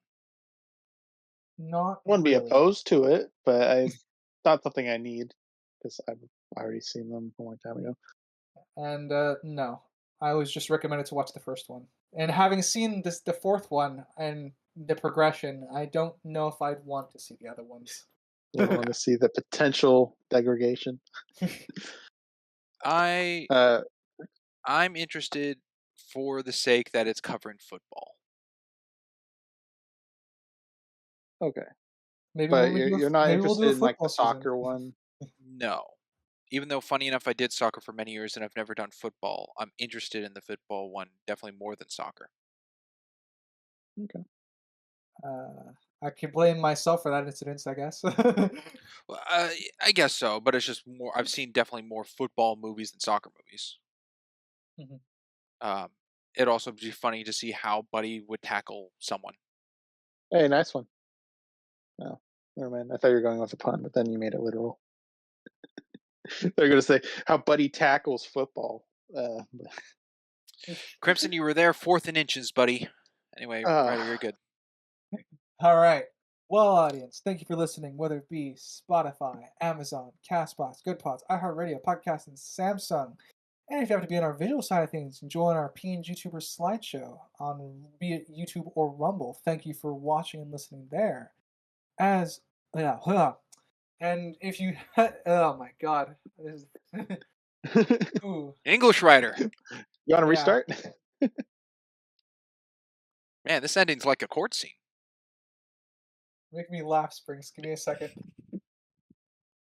As always, tell us how much you hate our opinions or how much you love them. Thank you for commenting wherever. You know, you know how it goes. As always, I have been a geeky writer, I'm Crimson Maroon. And I'm Sprinks. and we will catch you next time. Later, everybody. Bye. Toodaloo.